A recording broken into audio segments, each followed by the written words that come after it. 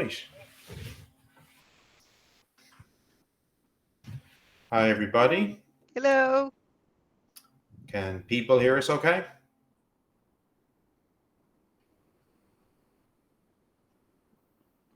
Let us know in the chat, Yeah. please. Yes. We've been having technical problems. Let us know in the chat. Okay, cool. Super. Excellent. Thank you. Okay. Well, welcome to this stream or this game for our amazing fundraising stream for reproductive rights. My name is Neil. I am the writer, creator, designer of Fair. That's the game we're going to be playing right now. This is a indie RPG, and it's set in an alternate 19th century Earth where every single creature from folklore and fairy tale is real, have always been real, and lived alongside humans. Our adventure tonight is going to be set in a fictional hamlet in the Swiss Alps, and I'll just let everybody else introduce themselves. So, who wants to go first? Me. Thanks for having me. Thanks to D8Dungeon for organizing this. And hi, everyone. My name is Ida. My pronouns are she and her. I am a Latina living in Europe, and I mostly run with a European-based streaming group called Horde of Tales. You can find us on Twitter and Twitch. And we run a weekly Dungeons and Dragons Eberron campaign, Tuesday, 7 p.m. BST. But we like doing one-shots. We like doing panels. And I like growing the community. I like learning about new games, and I hella like doing things for amazing charitable causes like reproductive rights and Planned Parenthood. Good on everyone for doing their part and giving lending their voices, giving a platform to something like this. And I hope it's like wildly successful. So thanks everyone. Fanula, do you want to go next? Yeah, I'm Fanula. I don't play in any groups other than offline. Love playing role-playing games, and again here to support Planned Parenthood and the fundraising event. And I'm looking forward to a really good, interesting, different kind of sort of indie system. I'm very much looking forward to playing.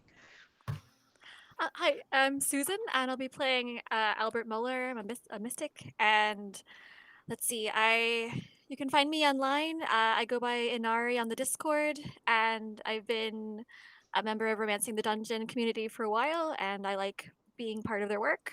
And I'm all for supporting this amazing charity that's sorely needed at this time in the US. So, thanks for having me. Right, so I think without further ado, we will get started. So, the party, you've a group of people who've been adventuring for quite some time, all of you having Swiss or French backgrounds. You recently got a job offer, okay, from a man living in a small little hamlet, as I said, in the Swiss Alps, goes by the name of Hans Berger, and he's basically sent you a letter saying that his village needs some brave heroes, that these monsters have attacked the farm of his beloved, and would you come and try to do some pest control to exterminate them all? All right, so you've been on the road traveling to Bern, that's the name of this hamlet, from Saint Maurice. You've been on about a day and a half, 2 days. All right, it's summertime, so the weather's grand. It is quite high up. Like we are up in the Swiss Alps here. It is quite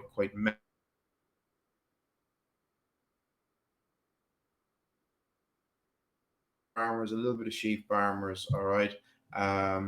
It's a place that is, it is very rural. The people here are very kind of more like easygoing than the like stress that you'd get in places like Geneva, or Lyon or places like that. And it's fairly chill going. And you'd stopped along the way getting some lunch in another village, and you'd be told, oh yeah, you're probably about like an hour from your destination. Wandering along, whistling, having a chill time, going along the road, and up ahead, one of you notices and this is really shocking and surprising, a small little figure sitting on a large stone on the side of the road. All right. And when I say a small little figure, I mean tiny. I mean about 30 centimeters in height. Okay. So this individual, they they're about 30 centimeters. They look like the equivalent of somebody in their late 60s. They have a long flowing white beard, wearing a bright red kind of round woolen hat, wearing this fine royal blue jacket with like detailed gold thread and this rich dark green satin waistcoat underneath, short tan breeches, white socks, highly polished boots, and he's just chilling. He's looking around, smoking a pipe, and you immediately know, like, this is a ferry in the middle of the road. It's like, ferries don't normally chill in the middle of the road in the middle of the day. They will come out sometimes, but usually at night. And yeah, this is very, very strange. So what do you want to do? You said we just finished lunch? You finished lunch about like an hour and a half, 2 hours ago, and he's about another hour-ish, maybe 40 minutes, based on directions to your destination. Well, mostly if we had any left food, I would like take any out, openly display it, and like not want to be like very open in my actions that I am moving towards you carefully, out holding food. And what everyone would see, Jean, her pronouns are she and her, and she is like this long individual, very graceful, very slow, kind of flowing green hair, slightly pointed ears to that distinguish her as having a Fey touch lineage. She would just kind of hold out the food and be like, "Why, hello there." Kind of sniffs at what food have you got in your hand? Well, leftovers. What would I not eat? I would like have half a piece of bread. Like it's starting to go stale already because like I guess we don't have, but it's there. Guten Tag. How are you all? What has you coming along this way?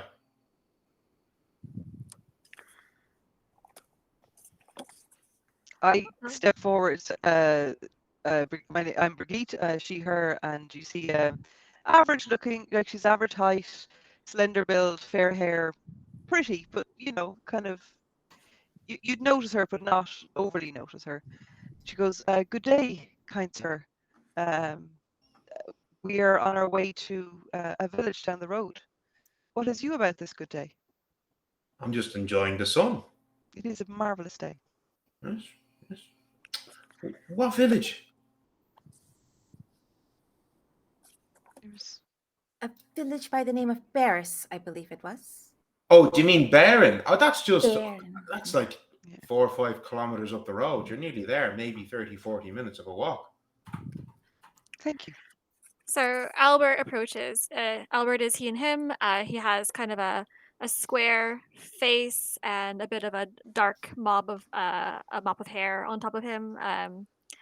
And he's got like a very kind face as well. And he's going to approach him and use naturecraft to kind of make maybe just like something nice and ornamental to give to him. Maybe we'll say like a little bracelet for him, his arm, and offer it to him. He like looks and he says, it's not really my color, but thank you. It's been a long time since I was given a gift by a priest. But thanks, I guess. Well, this conversation has been riveting. Best of luck. And with that, he just like takes a big inhalation of his pipe, and as he breathes out this thick cloud of smoke, he just vanishes and disappears. But he I did was take the scared about my bracelet with him. gift. He did take the bracelet. I'm gonna try and Albert's gonna try not to be very offended by that reaction. I've been trying to improve my crafting, but no one seems to appreciate it, guys. I think they looked quite lovely. It's very kind of you to Really, offer dear? gifts I've to been trying. travelers. It doesn't sell very well either in the monastery, to be honest with you. But Monks just don't really like bracelets. Maybe you should aim for a more elevated market. Possibly, maybe do something a bit more with the theme, the Trinity, all that. But I mean, we Yeah. always just wear these brown cloaks all the time. It's very, I'll I'll introduce you to some of my old friends, and they will definitely buy those from you. Okay. All right. He looks very, very pleased. He doesn't want to show it. He's got like a little shy smile going on. And All right, so we are on the right path, but rather unusual that person was here at all. Oh yeah. I will say, and Jean, you do have Failor. So as you are knowledgeable of the Fae. You're fairly knowledgeable of their customs, and I was like, that was kind of weird. Okay, fairies, you almost never see them out in the daytime. There are certain Fae creatures that will be more likely to be out in the daytime. Dwarves and maybe goblins and stuff like that. Just as general, but fairies specifically, they tend to only really come out at night. All right. So seeing a fairy just on a rock in the middle of the road like that, you're like, that was really sus. So do you know what that would mean, John? Do you know like why he'd be here? Well, simply conjecturing on the very limited information we have, if we are about to reach a village that has been beset by monsters, perhaps this threat is more widespread and more indiscriminate than we thought. That might force some unusual behavior. I am merely guessing here. Okay. That sounds reasonable. So So do you continue on? yeah, let's continue on. So you continue on. Sorry, what was that? I'm going to keep an eye out just to see if that's happening on the road. Is there anything else unusual happening along the way? Yeah, well, I mean, if you want, just give me an awareness roll. So that's a +2 modifier to your roll. 19. Okay, right, yeah. So you're keeping an eye out. You don't really notice anything really out of peculiar. You are in a beautifully scenic part of the Swiss Alps. It's quite lovely, but you're not noticing anything really that's out of the ordinary, bar the fairy that you were just talking to. So you continue on eventually getting towards the village, and this is a tiny hamlet. Okay. Like you get to it and it's like a single main street that looks to have 20, maybe 25 houses in it. That's it. Like there's not even a church. That's how small it is. Okay. A couple of different cottages of different sorts. You see there's a blacksmith's forge. You're looking at another one of the buildings looks like it's a cobbler's. And you can all smell the very, like, thankfully it was clearly put in a position that was taking into consideration the general patterns of wind in this area, but you can just faintly make out the smell of a tanner's on the edge of the village. All right. Which kind of does make sense, as you know, this is in this area it's mostly cattle farmers. All right. And you know yourselves that, so the village itself is tiny, but there's probably like the overall population is probably several hundred living in farms in the surrounding areas, and they'll come into the village if they're like getting something to eat or for market days and stuff like that. But there's probably the people living in the houses are probably a lot more workers like farm hands and the likes that work on the farms. But towards the middle of the street, you do see a very, very nice two-story structure. It appears to be some sort of a pub or tavern, but like there's not even a name or a sign on the front. There's just like a little painting of a mug, like a beer mug. A lovely two-story structure, well built. Lovely blue painted shutters. And at this stage, it's getting to about like 4:30 in the afternoon. And when you were talking to when you did reply to the person who's hiring you, this Mr. Berger, there was a very small bit of communication. The letter got to you. You said, yeah, we'll definitely do this, and then told him when you'd be leaving, and then he said, well, when you arrive, however many days it'll be, I'll be in the tavern to meet you there. So like this is where we're going. to meet the person who is who's hired us. All right. Okay. So I'd say we'd probably want to go get ourselves a drink. Seems like a good plan. I'm Mhm. thirsty. Mhm. Does So this mean if our contact was unsure what day we'd arrive, has been yeah, just sitting night and day in a tavern? Maybe they own the tavern. So maybe they're just there, we don't know. We're just gonna come downstairs, Yeah. from the top floor.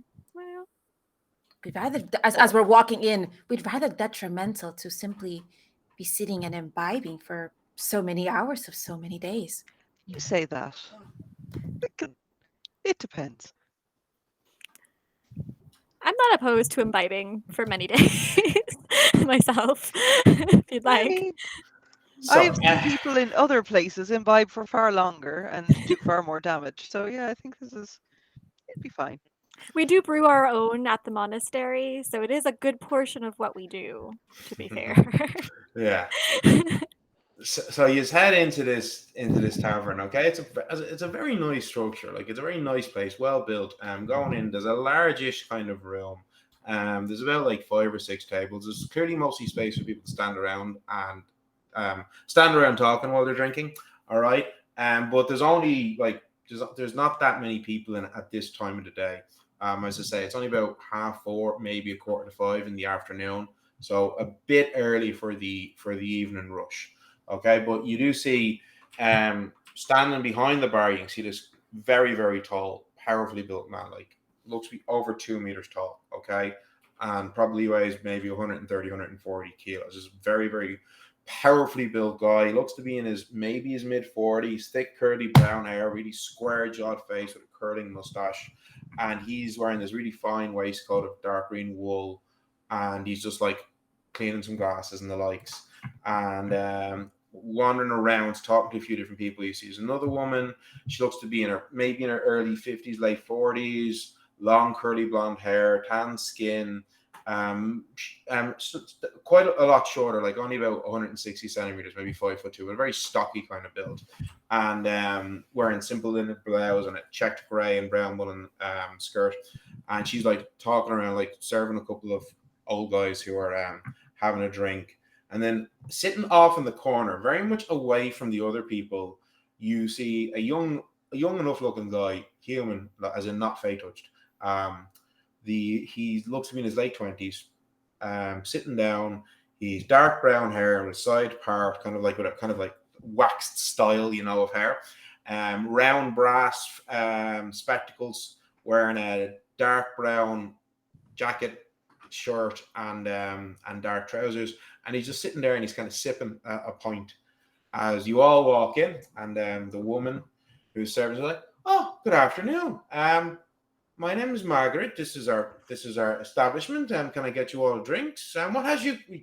We very rare we get visitors here in Baron." Oh, thank you for the welcome. I look over at Albert. Margaret, before we order anything, may I ask what your colors are? Sorry. What is your preferred color? And I look over at Albert going like, I start Um, making a variety of bracelets of multiple like fashion sizes and styles. I like blue. Blue. Tries to be persuasive. I think so. You craft a little bracelet of blue flowers, yes? Yes, I do. I said, "Oh, The that's finest. This is the height of fashion at the Yes. monastery where I'm from. You're doing yourself a disservice. It's the height of fashion in Geneva. It is just all these oh, flowers are being worn by all the finest ladies. that's very, very nice." These ones And are particularly good because they're magical. They last that little bit longer. I oh, can bless them. I am a mystic as well. oh, that's very. And she's looking kind of confused. She has no idea what's going on We here. will, by the way, we're just trying to. We would also love drinks. What do you have? Beer? A beer, perfect. Yeah, 3 Beer beers. for all of us. Do you have any food? I mean, I know we only just had lunch, but do you have anything, cheeses, anything like that we could just And there'll be nibble some on? dinner, but it won't be for another hour or so. Okay, we can wait. Thank you. Right. And what has you all coming to our little village? Someone by the name of Hans Bergen. You mean Hans Berger? Yes. That's Are you? Hans over there, and she points to the guy sitting in the corner, away from everybody else, nursing his pint. The guy with the glasses and he hasn't noticed you at all. Like he hasn't noticed. He's very much kind of just like sitting down, like nursing his pint. Kind of, you see, it looks like he's like muttering to himself, hunched over, and she goes, Hans, Hans, and he goes, these people say they're here to see, and he's like, oh, yes, very good. Margaret, if you could get some of your finest drinks for the, and she's like, I'll get them some beers, okay? And she's like, goes muttering, I was like, finest drinks. He comes into some money, and he thinks he's better than, and she just wanders off, and he's like, please, if you would all, and he kind of gets up awkwardly, like gesturing at the table, he's like, sit down and thank you and welcome, and so yeah, as you get so. Now that he stands up, you can see he's like slightly below average height. He's only about 170 centimeters, like maybe 5'7". Kind of a scrawny kind of build, you know. Like the jacket that he has. It's funny, you can tell that the jacket that he's wearing is clearly a fairly new jacket, and it's pretty good quality, but it's slightly too big on him, you know. It's slightly too wide and hanging funny on the shoulders, you know, and likewise the trousers that he's wearing, they're pretty good quality, but they, like, you can tell they're like cinched in at the waist a bit, like they're clearly for a larger size build. And yeah, he goes, please, thank you, please, if you would, Margaret will be here with the drinks now in a moment. You thank you for coming, and for coming so quickly after the letter. You're welcome, and I sit down. Thank you for having us. Mm-hmm. Do you live in this establishment? Oh no, I live on a farm just a couple of kilometers outside the village. I look back at Bridget and at Albert's, like thinking about our earlier conversation, and I say nothing else. Mm. Yes. And this is a lovely, charming village. I guess it's fine, I suppose. They're all simple folk here. That is a good thing. There are simple folk everywhere. Yeah, yes, I suppose. So anyway, you got my letter, yes. We're looking for some people to help us with a problem. About at this stage, it would have been about. I wrote the letter the day of the attack, and then it would have maybe about 4 or 5 days ago now. There was an attack. Yes. These monsters appeared and attacked the farm. It was the farm of my beloved. It was quite awful, quite terrible. Her father was killed in the attack. Oh my. And at this moment, Margaret, the publican, the innkeeper, she comes along, and she's just got 3 mugs in her hands. Like, she's not even bothering with the tray. It's only 3 mugs, and puts them all down. She's like, and she goes, yeah. Oh, what happened to yes, Herr Statler? It was quite awful. Yes, it was terrible what happened. What happened? Well, there was these creatures appeared on the farm and attacked them, and he went out trying to stop them so that the rest of the family could escape. It's very terrible. Yeah. I'm sure this must be difficult to talk about, but could you describe what seems to be multiple beasts, monsters? They said there was 2. That's what Gretel and Ilse said when we talked to them. Our condolences, but yes, please go on. Strange beasts, Strange. quite big, like maybe 3 or more meters long. Oh goodness. Yes, and they just said they had an almost serpentine-like body with, I think you said they were 6 legs on them, and with a row of spines along their back. But despite this almost dragon-like form, their head was that of a great big cat.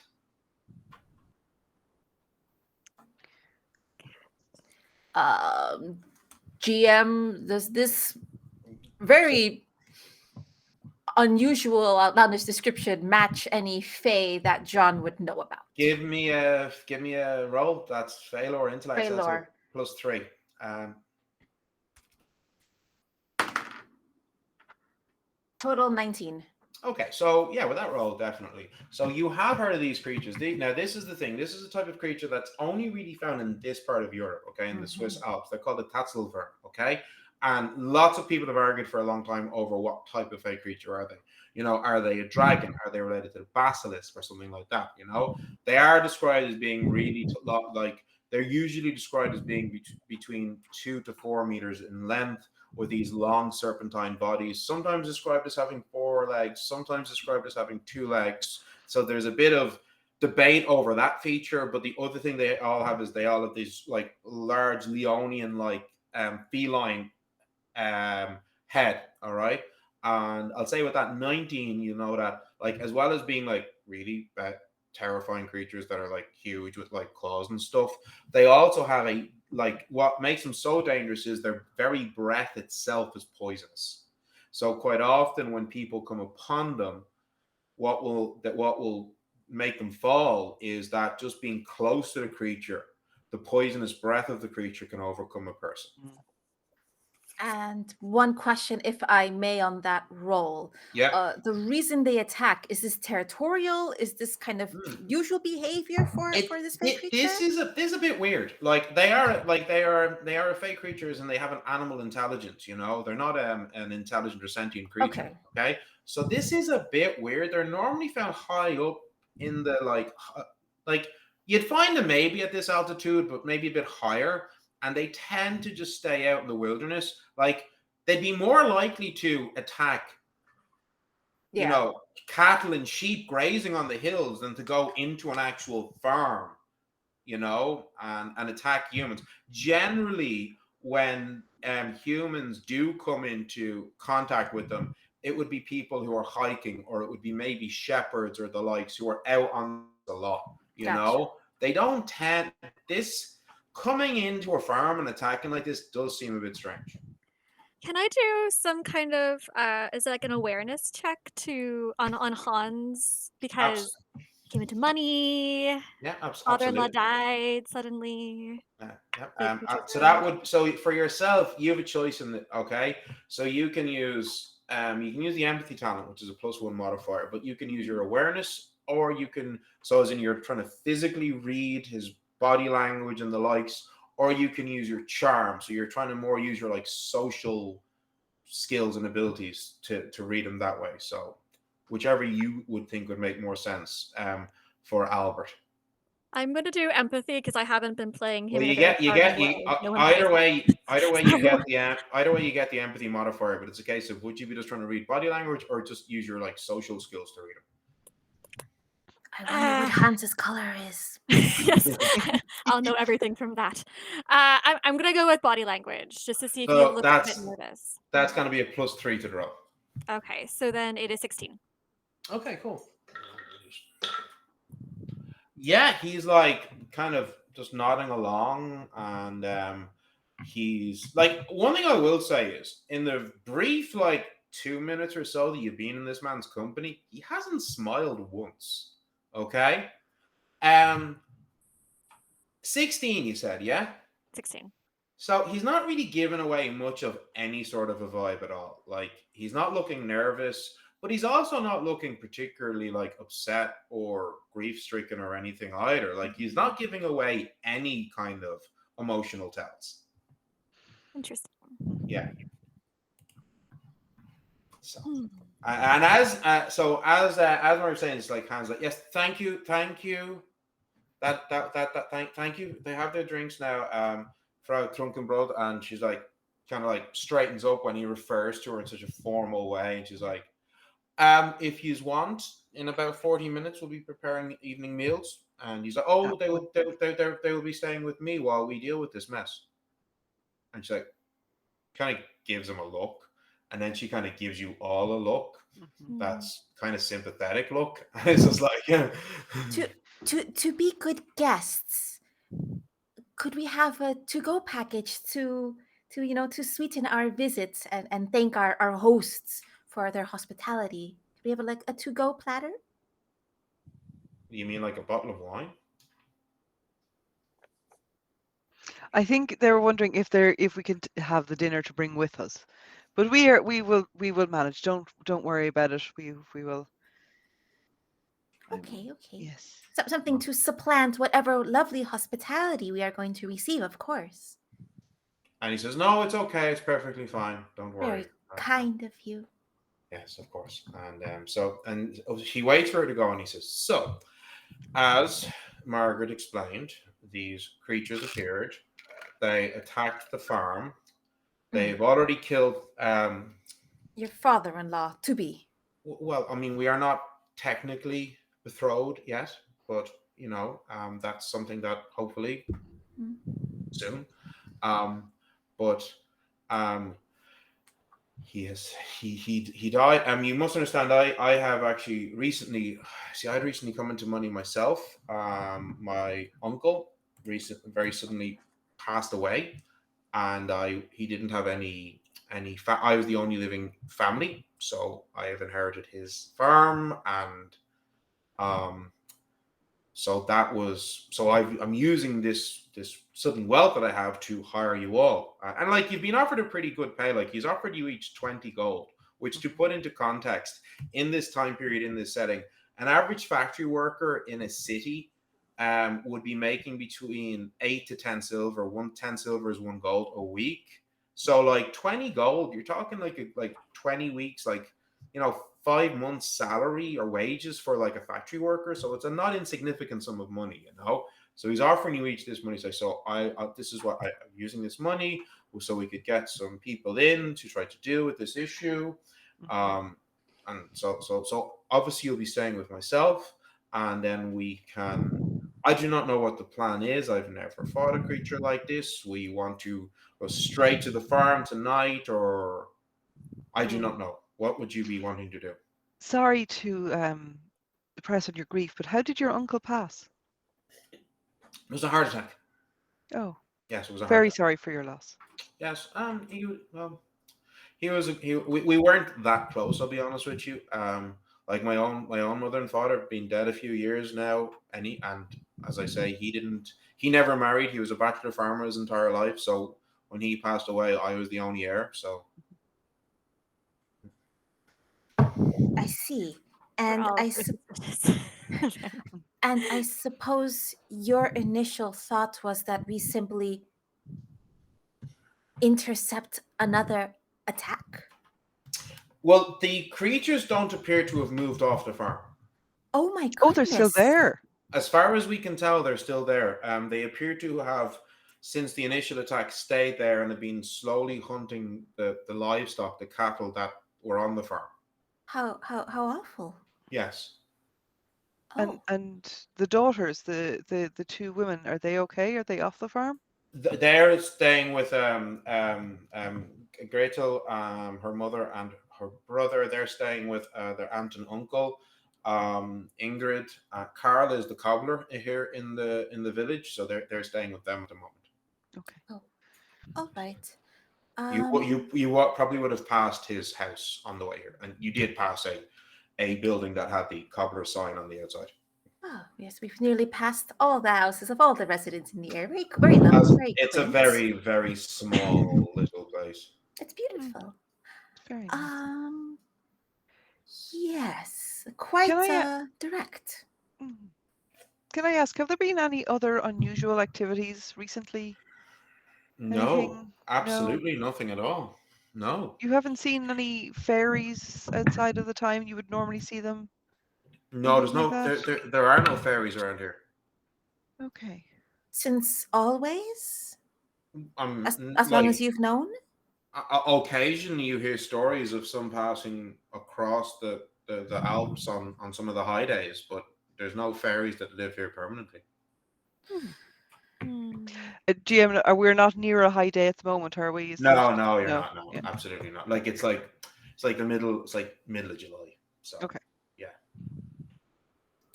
Middle of July. All right. Oh dear. Um,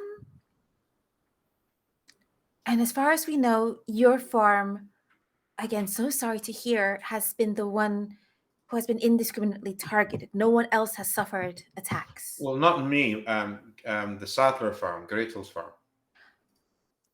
My farm wasn't attacked. My That's- uncle. Well, I still keep thinking of it in my head as my uncle's farm, but it's now my farm. This Yeah. is what I was referring to. Excuse my me jumping to that. Rest your uncle's soul.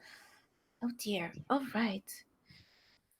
There's just many things are unusual about the situation, and it would be best for us to. And I look at my two companions to perhaps gather some more information before we come to a strategy to alleviate the situation. Well, what Agreed. more? Like I've told you everything I know. So unless you want to go to the farm yourselves and have a look, but I mean, it would be quite dangerous unless you plan on going to fight the creatures. Which I suppose that is what I've hired you to do. Which I think is a likely path that will be taken, but one that we would like to take the path, and you would too, that guarantees a result that you're looking forward to, i.e., the Mm. vanquishing of these Mhm. monsters. Mm. Mhm, mhm. I mean, we don't know Uh, why they've come. Maybe there's some kind of reason. Someone had a ritual that went wrong. Who is to say? We'd Because like to do a little bit of background. I mean, they're just monsters. There's nobody. There's no witches or Mm. anything like that around here. mm, very rarely things are monsters. Monsters is a very subjective description and title to give someone. Well, they're not intelligent creatures like a fairy would be. Then why would I think this is a separate discussion? I mean, Um, why does a bear attack somebody? not because they are monstrous. Usually it is because they've run out of food somewhere or they've been moved from where they are comfortable. But yes, what we would like to do, I don't believe tonight is a good time to go fighting beasts. That doesn't seem. We'd like to maybe rest a little bit, prepare And reconnaissance. reconnaissance. We might do a little bit of distance viewing to see if there's anything that we can notice. I look down at my glass and like I it's not drained, but I drain it and I just need to go talk to the bar, the Margaret again. She said something and I'll be back, and I get up and go over to the bar. Just so Okay. I can, So you head over to the bar. Yeah. And she's there chatting to who is clearly her husband. And she's been kind of really cute and affectionate, and her hand on his like arm, and he's like blushing when she does it, and they're really adorable old couple. You know, I say old, they're in their like early 50s, but yeah. Yes. So Old. oh, I say. No, I so sorry to bother you. mhm. This is our first time meeting, Hans, and we are. Oh, I'm Uh, sorry. He's always been like that. it's not a problem. He's very interested in solving the problem of the beasts that have attacked, and which is why he's asked us to come here to see. And I was just wondering if there's anything else you've noticed different or odd around the village in the last week Well, or his, so. his his uncle passing away suddenly. That was quite a shock. When did that actually happen? It was about. It was 3 weeks, no, 4 weeks ago. Like it was fairly Okay. recently. Yes. I mean, his uncle was a strong man. Like he was a Okay. very well respected farmer. Yeah. But it was, it was just a sudden heart attack. It would seem. Yeah. He was actually here when it happened. Like he was here drinking. Oh, Yes, it was. I here. don't know this. Yes. So we like it was quite shocking. Yes. Just And keeled nobody up. was He it. was keeled Just keeled over, over. and yes, and was like no one could do anything. Oh, that is. I'm so sorry that you had to Yes. witness Oh, that as well. he was a Must have been very wonderful traumatic. man, very highly Yeah. respected in the community, and Yeah. a very, very good farmer. Very, very good Okay. farmer. Yes. Yes. And that was 4 weeks ago, you said. I think it was, and she's like, it was. I was like, Rudolph. It was 4. I think it was maybe 4.5 weeks ago, Margaret. But it was, yeah, it was Yeah. approximately. Okay. It Okay. was about a month ago. And you've since then, has there been anything else unusual other than obviously the attacks at that farm? Other than the poor attack on the Sattler farm, no. Yeah. And when did that happen? Was that just About 4 days ago. 4 days ago? Yeah, Okay. about 4 or 5 days ago. Yes. Okay. Okay. It's very and there's been nothing like any of the shepherds or any of the cowherds up in the mountains. They haven't. No, and that's the strange thing. Like these creatures would have had to have come down Mm, off the slopes to get to the farm because it's not quite as high up. So they would have passed other easier prey, if you will, and then they came down and attacked the farm. yes. And I don't mean to pry into local things, but Hans, he implies that he's got it's his beloved that or he's Oh, look, he's been chasing after that girl forever. I think okay. she's said no to him on at least 4 or 5 occasions. All right. Okay. And I think even recently, because when his uncle passed away, you see, and he inherited the farm, he immediately sold his own family farm, which you were all shocked by, and moved into his uncle's. So he'd not only inherited the wealth of his uncle's farm, but then had even more wealth from selling his land to some of the other farmers in the area, and that was good land. Okay, and I did hear. I heard a rumor. Now I'm not one to gossip, and as she says this, her husband rolls his eyes. I lean in. I kind of go, yes, please. I did hear that about a little over. Oh, it was a little over maybe a week ago, maybe 7 or 8 days ago. That apparently Hans had gone up to Robert Senior, because younger Robert, the son as well, officially asking the man for his daughter's hand, and he turned around and I think he assumed that now he had all this money, they'd be straight away would say yes.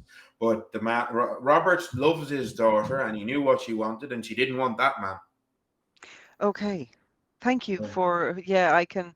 Now, as I said, I'm not one to gossip, so that's I just between know, you and me. Look, this is it's strictest. Like we're like who are we going to talk to about this anyway? It's the strictest confidence. Yes, just wanted to know the lay of the land before we step on any toes. We don't want to assume anything.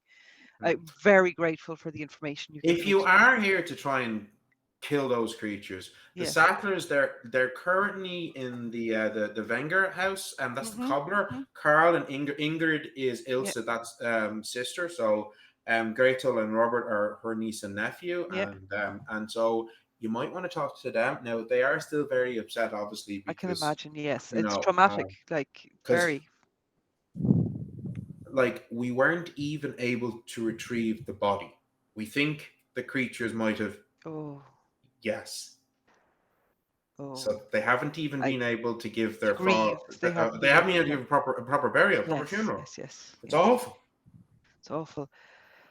Oh, thank you. Can I get another round and for yourself as well? Is there any how? Oh no, don't be silly. Do you want, if you're going to be going over to his house for the evening, do you want something a bit stronger before you head? Oh, I think that might be wise. Yes. Yeah. Okay. Right. And so she gets out a bottle of what looks like very nice schnapps. Okay. And pours you a glass of it, and it's very nice farmer schnapps. Yes. Yeah. I've had some in the past. Yes. Yes. There you go. And I slide over a gold coin, which I presume is going to cover absolutely no. Far too much. This is you've the town has been traumatized by too much already, and this is the kindness you've done us. So thank you. Oh, you're very, very good. Yeah. And then I go and sit down, and I bring another beer, just to make it look. Yeah. Do you tell us what? Not immediately, but I will tell you later. Yeah, because it's been I think awkward sitting with John, just trying to make very. So it strikes me that his chit chat is very direct and not nuanced. So it's yeah. While Brigitte heads off to chat to the publicans, what does Jean and Albert do while Hans is sitting there looking at you both? Just imagine he's kind of staring at us very awkwardly and why aren't you? Oh, and really, really intently, he's giving off major creep vibes, Oh, is it and I point at my slightly pointed ears. Are there many individuals with Fey heritage in this area? Well, Rudolph there, he's giant blood, and he points to the husband of the pair, who, as you're looking, he's like, Well, obviously he's giant blood. He's over 2 meters tall and he's 140 kilos. Like, that's obvious, you Oh, know? I thought that was simply healthy living in this good, clean air with lots of fresh milk. No. And, like, we're not that, like, we're only a day or two's travel from Arcadia and the Fae over there. So there's a lot of giant blood in the Alps here because, you know, this is Switzerland. There's a lot of giants in Switzerland. So you Makes do sense. get Yeah. you do get a lot of, like, he's actually the only Fae touched in the village himself now, but like it's not uncommon to find people with giant or ogre blood up in this part of Switzerland. Nice. That's nice. Thanks. Yes. That's nice. Not necessarily elven. I'm assuming foresty fairy thing like you're Yeah, a little bit. guessing. And Brigitte, welcome back. Sorry, I just needed to freshen up, and I got a wonderful schnapps. It's very You went nice. to the bathroom without me? No, not the I would never go to the bathroom without you. I just Thank needed you. more beer and more schnapps. I didn't even, yeah. So we're all good. We're good. I think we will go back to the. And actually, at some point, would it be possible to speak to Ingrid and Gretel? Maybe not Well, this evening, but you know, I'm sure. Well, tomorrow I can bring you to the Wenger house and you can. yes, that would be wonderful. Yes. Shall we go? Yeah, I think. I don't know. I think we will be going in different directions just tonight, just today. Well, you are staying We with just me want to do tonight a as well, recall, so you know. surely it would make sense to come back to my house first and have dinner, and then you can do whatever other business you must do. I mean, it's a small town. I swear we won't get lost. We'll come to your house. We Yes, promise. we will take a look around, and we would like to meet you within some short time this evening for your hospitality. Yes. In the meantime, you can give this beautiful bracelet to your betrothed when you see her later. Those Um, girls do like And- shiny things. And you hand him what does this nature crafted bracelet look like? It's poison ivy. I want to do like a D20 roll to see if it's actually any good. Okay, if you want. An 8. It's like a kindergartner's project. Okay, what? Okay, this is what we're going to do. Tell me what you were trying to do. Flour macaroni. I What were you- what did kind you- of didn't want to just leave it into the fates with I'm actually any No. good, you know. What were you trying to make? What the vision he had in his head was this, you know, ornate, beautifully crafted, maybe like you know, really high quality. Maybe he can leave the monastery life, hit a world of fashion, you know. Intricately woven kind of vines kind of thing, was it? What was that? Sorry. Intricately woven vines. Yes, exactly, with the flowers interlaid and the vines. Any particular color of flower? He looks like his color is red to me, so we're gonna go with red. So what you tried to do was make what you essentially tried to do was make a bracelet of miniaturized red roses. Okay. And the thing is, yeah, you got the roses beautifully perfect, and they're tiny miniature versions of themselves. But the actual bracelet itself is full of razor sharp thorns from these same roses. And it's when you hand it to him, a massive thorn just sticks straight as and he drops it. And he's looking at you like really, really angrily. He's like, It's still a work in progress. You know, those are defensive thorns. If she ever meets any ruffians on the road, you know, and they try to grab her wrist, and ow, you know. I can defend her. Is very true, but also again, and I don't mean to, but my friend here, Albert, is developing it's the height of fashion in Geneva. There is the risk of a danger with every wear. If you know, like it is, if you with a turn of a wrist, you could, you know, inflict damage upon your. You know, Beauty is pain. Yeah, it is very much of the time at the moment. Well, this is not a dangerous city like Geneva. And by the way, you know yourselves, Geneva in this time period is not known as a dangerous city Okay. at all. It's Yeah, like, yeah. no, not at all dangerous No, city. no, no. It's not dangerous. It's like the height of fat, as in like it's the upper class, or there. I'm trying to imply that this is like if you want to Oh, be well, of I a suppose if it's the height of upper and he picks it up. Now that you're saying the rich people are doing it, yeah. he's now interested and he picks it up and he's trying to Yeah. carefully tuck it into a little pocket inside his jacket.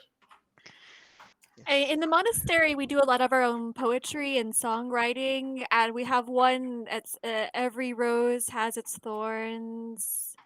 Every cowboy sings a sad. I think cowboys are things in the U.S. at this time, right? Sort of the whole Western expansion didn't happen in this Didn't time happen yet. period for Okay. reasons magic and stuff, but there is some, and it's a very different, like, people who are living there because No, like yeah, that's too early. Yeah, well, it's sorry. not even that, it's more like the First Nations people, like the different nations that are fully in control, that are like, you want to live here where it's like really terrible conditions and there's no hunting or farming or anything because you want to get at the ore in that. Yeah, sure, go ahead, mate. So it's a very different dynamic to what the historical Wild West was. Okay. Yeah. So we'll let you enjoy that, and we'll see Okay. you later tonight. Yes. We'll ask for your house. So when you come out of here, you'll see that the halfway along the street, the road branches north, and if you just continue down that way for about 1.5 kilometers, you will then see my house on the left-hand side of the road. It's a very fine 2-story building. There's red painted shutters around the windows. It's easy to spot. Thank you very much for that description. You've been most Yes. helpful. Can Very I good. get a read on him as well now that I've Absolutely. had the conversation with the bar staff, and I'm kind of I have Yeah. suspicions. Albert and I don't know this dynamic at all. Yeah. So you actually have a lot of training in these areas. So you've Yeah. got an awareness of 2 plus empathy, but you also have the behavioralist skill, which is like you have literally spent time because of your character's background. Brigitte was the daughter of a French diplomat, so she grew up in this environment where everybody's constantly trying to read everybody else. So for you, that's actually a +6 modifier. I am gonna do that, Yeah. and well, it's not much good, but 18. That's pretty good. So the general vibe that you're getting off this guy is he's clearly somebody who he seems like he seems like he's someone who maybe has a bit of a mean streak, He's definitely not a nice and friendly guy. The way he's referring to everybody else, he's definitely got these notions of grandeur about himself. He's kind of looking down on his neighbors. And every time he does talk about Gretel, it's this kind of very covetous tone to his voice, and he kind of is carrying himself with this air of someone who thinks they're the smartest person in the room. Yeah. So not a nice or pleasant chap at all. He's trying to hide it. So he's not being really obvious about it, but every now and again there'll be a look flicker across his face, or there'll be a tone to his words that it comes across. And you, with your very astute nature when it comes to reading people, you're picking up on it very much so. Yeah. Okay. Which is why I was going down the route of only the finest people would have these thorns. Absolutely. Yeah. And you're right. And as soon as you said that, he immediately was. Yeah. Okay. Yes, we will catch up with you later. So he finished it. He just downs his beer. It was like maybe about a quarter still left in it, and he kind of gets up, nods to you all, and he leaves. Door closes behind him. Yeah. I tell you everything. I was like, so his uncle died suddenly in here in this room about 4 weeks ago, and he inherited the farm. He has sold his own farm, so got the money from selling his own farm, and he now has his uncle's farm, which is I think a substantial holding. So he is quite wealthy.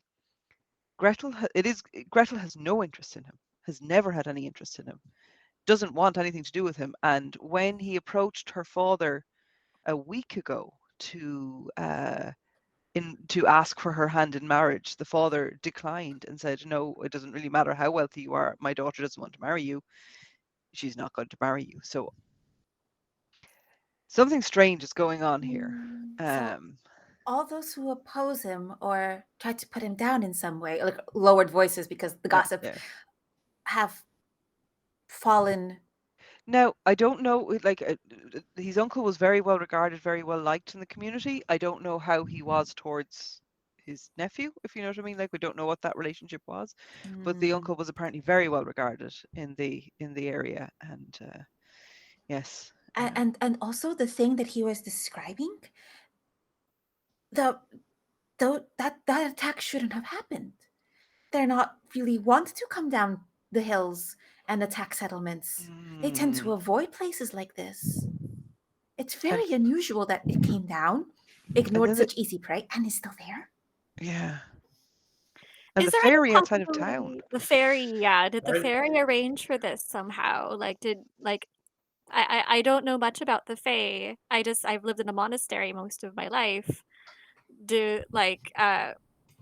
Is it possible that the Fae, the fairy that we encountered on the road, has some connection to these monsters?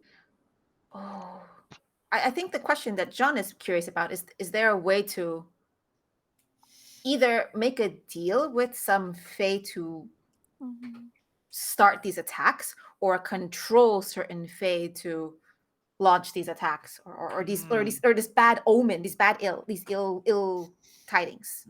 If you want to give me a fresh failure roll there. I would like to, please. I believe it's a +3. Yep, +3. You know what? I'm gonna put different dice because I believe in weird dice juju.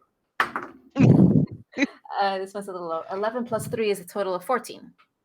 I mean, look, you know yourself. There are stories going back centuries of humans making deals with the Fae. It's a common trope. It's a common theme in fairy tales and in folklore. Absolutely. Could somebody potentially have made a deal with a fairy to cause something like this to happen? Yeah, maybe. But it's also kind of like... Would he?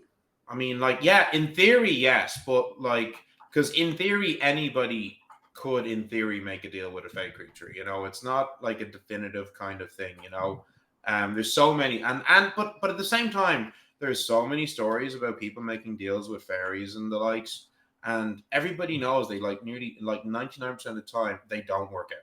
You know, so it's like as a child growing up, you're always told never make a deal with the fae. You know, so it's like, yeah, maybe he could have. You're not sure.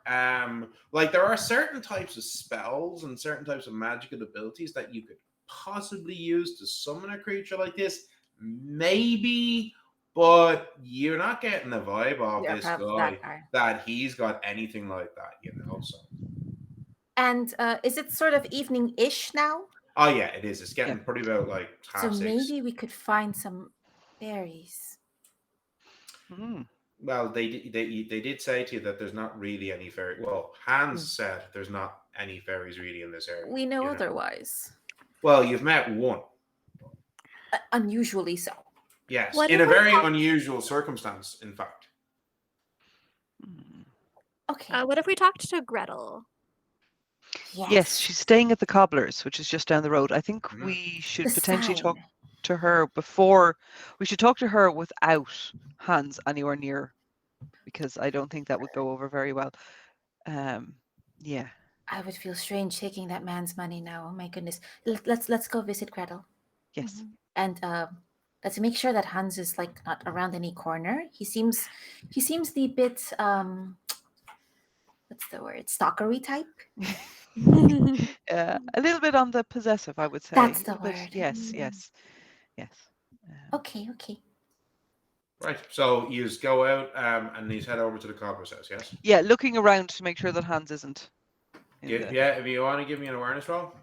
All of us, or just Brigitte? Whoever wants to give. Somebody else would really want to help me out here, because I have a 5 there, so I see it's dark and I have no sight. Well, I have 2. No, it's not dark because it's July, so there's still several hours of sunlight left. Okay, so you're not worrying about that now.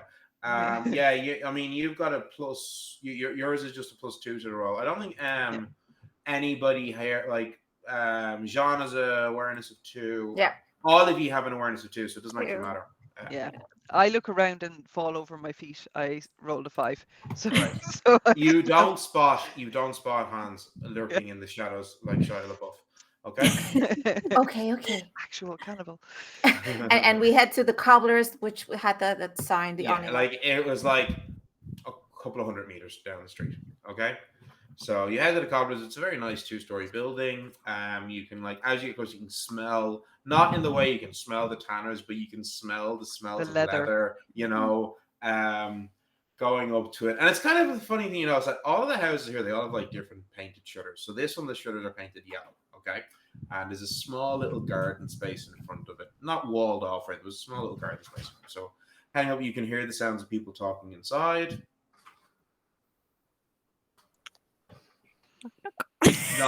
You knock on the door, and a moment later, it is opened by a man. Looks to be in his late 50s, early 60s, slightly above average height, steely grey hair, kind of a weathered tan complexion, and he's got this kind of these like really like sharp grey eyes, and this kind of really stern, like almost grumpy look on his face as he opens. I was like, "Yes." Hello, good evening. We are new in town, and we heard of the awful tragedy that has befallen the locals here, and in the interests of bringing a solution to this, we were hoping to talk with Gretel if she is available.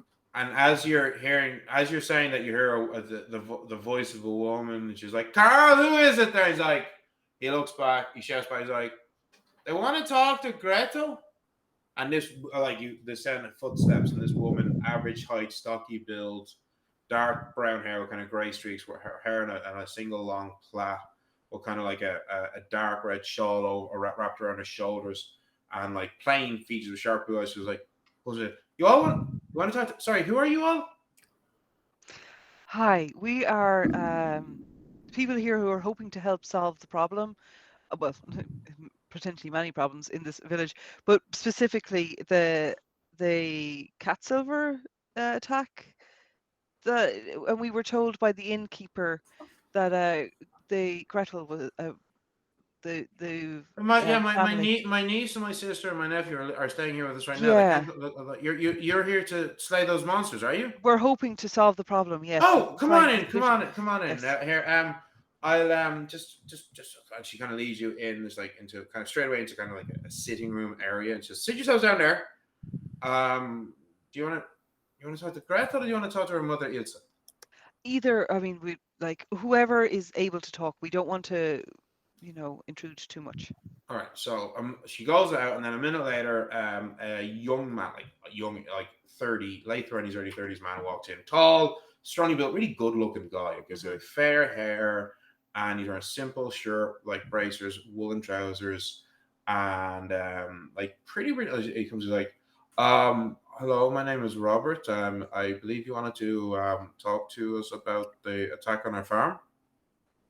Yes. Did you so not to bring back too many bad memories of the day, but did you notice anything unusual before the attacks took place? Anything No, abnormal? No, my father and I were out in the fields. We were working, and we heard the sounds of some of the cows in distress. And we went out, and we saw these two great monstrous creatures charging over the fields towards us all. And my father, he yelled at me to get my mother and my sister away as he tried to lead the cattle away from these creatures. And I turned and I ran for my sisters, and when I looked back, I saw that they were already upon him, and he was on his knees, choking like he couldn't breathe. So they went for him first specifically and not the cows? I don't know. I'm not sure. It was all so fast. Okay. Then I guess it's also difficult to. I'm so sorry. Like, our condolences indeed. Yes. We hope that doesn't happen anymore. That's our attempts. But it seems like it would also be difficult to pinpoint the direction from once they started charging, because you said it was an open field. Would you have guessed that they came from the mountainside They or were from a coming. different direction? No, they were coming from the mountainside. Yes. All right. Yes. That is helpful information, but we are sorry for bringing up these bad memories. So you think you'll be able to kill the creatures and we can claim our home back? We're investigating the aspects of. We are hoping to remove the creatures, yes, and potentially, hopefully, kill them. But also find out why they're here to make sure that these attacks don't happen again. If it's very unusual behavior for these creatures. I So mean, I remember my grandmother telling me stories of Tatzelburn when I was a kid, but it's like almost like something that a grandmother tells to scare her grandson. I'd never seen one, and you hear stories of somebody who knows somebody who knows somebody who high up in the Alps had seen one or such things, but there's nothing like that around here. in the interest of being completely open, we were brought here. We were invited here by somebody to investigate a man by the name of Hans. But when you say that, his face darkens. We have since met him and we understand. We didn't know him before. We didn't know him before, but we are now we want aware of his company. Yeah. We want to solve the issue at your farm because it's the right thing to do. But I'm glad my bracelet stabbed him. What? It was a good work on the bracelet. You stabbed him? No, my friend here, Albert, he makes the most beautiful bracelets. But what if he tries to give that to Gretel? Oh no. We will warn Gretel. Yeah, we will warn Gretel. Anyway, yeah. The innkeeper, Margaret, had said that your father had turned down his request for your sister's hand in marriage.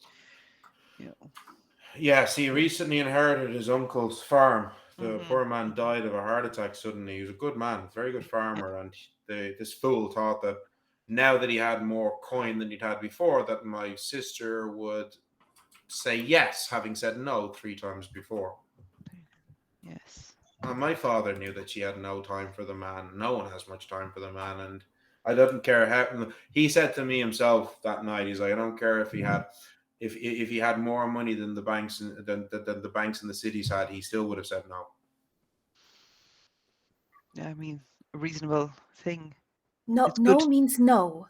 Yes, it's good to have a father who will stand up for a daughter. Yeah, see, and when you say that, he's like, his face gets really morose and sorrowful. Yeah, I'm very sorry again. What was Hans's relationship like with his uncle? I mean, Hans has never been close to anybody, I think. Okay. I don't think they had a particularly bad relationship, but nothing. Okay. Yes. Okay. Go ahead. Sorry, go ahead. No, you. I was going to say, is it possible to talk to Gretel, or is she too broken up? She's quite tired right now. She hasn't been sleeping well. She keeps having nightmares. So I'd rather you didn't disturb her. Oh, understandable. What kind of nightmares has she been having? Just from the day, or is there anything of the attack itself? Okay. And there's been nothing else, excuse me for the term, supernatural happening that is unusual. Of course, beyond these horrific attacks.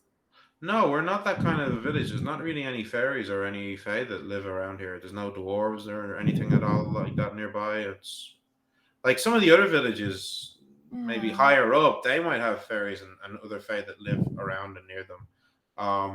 But not us, no. I believe you. Thank you. I mean, I do remember. Oh. I do remember being told as a child a story that one of the families used to have a Heinzelmännchen, which is like a brownie. Well, like that was generations ago. Like that, that was a long time ago. That family, they like the mother died, the father died, the son I think moved to the city, and like that. There's no fairies at all in here anymore. No. What would we know about brownies, just out of curiosity? Like, There's like, well, in this part of the world, they're called Heinzelmännchen, but they're like Okay. a type of domestic fairy, and if you leave them out food and stuff, they'll help with chores and the likes. Okay. They can be assholes. Yeah. You know, playing pranks and stuff. They tend to be quite fond of kids and play with them a lot, but they'll also then ride your horse all night, and the thing will come back covered in sweat, mane fully matted, and you're spending half the day trying to tend to them, so that so they're kind of like, if you're nice to them, they'll be nice to you, but they can still be mischievous. The Heinzelmännchen in this part of Europe are lean more towards the nice, friendly, helpful side than the mischievous asshole side. And us, unfortunately, now knowing Hans, is there anything else you would warn us about him? We got the sampler menu, but is there anything more? I don't look. To be honest, if you think you can kill these creatures, I don't think you have to worry about anything with that, man. Okay. Thank you. Yeah. And Jean is going like, can we? Oh my goodness. All right. Thank you again for your Thank time. you for your Thank you for time. your And time. so once for the three of us are alone, Jean would just kind of like quietly mention So- to them. You leave the cobblers, yes? Yeah. So Like Jean would want to bring up quietly though, like, it seems that whenever Hans could benefit, or he thought he could benefit, harm would befall the targets. Some sort of curse or a monster attack. What Well, if we we don't- were to what if one of us were to play a bit of a part and try to proactively trigger that? Perhaps he is responsible in some way and this could implicate him. Have a trap for him. Yes, but one of us would have to be bait. It seems to be all about Gretel at this point. So he at this point he thinks that the only reason he's not with Gretel is because of the father-in-law, the potential father-in-law who's now deceased. So I could see once he realizes that it's, it wasn't the father, oh, maybe it'll be the brother who's stopping him. You know what I mean? It'll be somebody else who's in the way. What if it's a fashionable gentleman fresh from the monastery He looks who super has awkward. who has encountered Me? who's of which Gretel's fair beauty and character, her character most of all, of course, has inspired him to devote. Where are we going to himself find new. such a gentleman?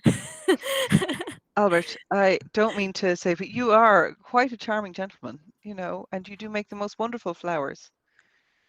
So I should pretend like I'm wooing her.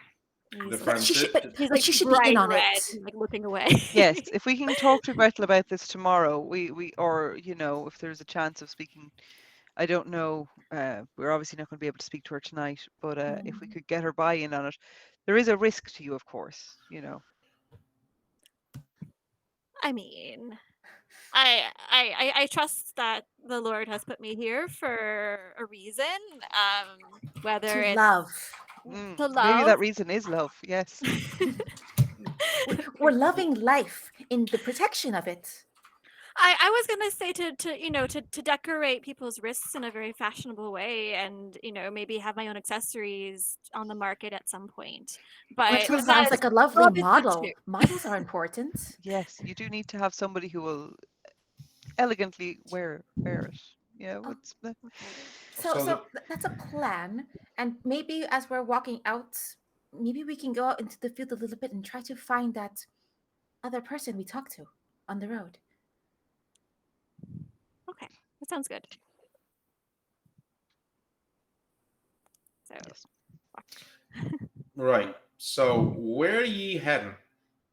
The direction we originally took to arrive to the town, there was a road. Yes. So you're just kind of leaving out of the village, yes? Going back along the road that you've been traveling on. Like a little bit. Is it Okay. how big of the distance was it actually? Was it It an was hour 40. away? It was an It hour was, walk. So yeah, so like a little under an hour walk between when you met the ferry and when you got to the village of Bern. What Is it? time is it? At this stage, it's getting to about maybe 9 o'clock. It's yeah. not dark yet. It is getting darker. Do we know where the farm is that was attacked? Like how far out of town is that? You didn't ask for directions Yeah. to the Sattler farm. Fair. I mean, if you want, you're pretty like if you went back to the Yeah. pub, you could get the Yeah. directions for that. Like Yeah. that wouldn't be a problem at all. Well, let me put it this way.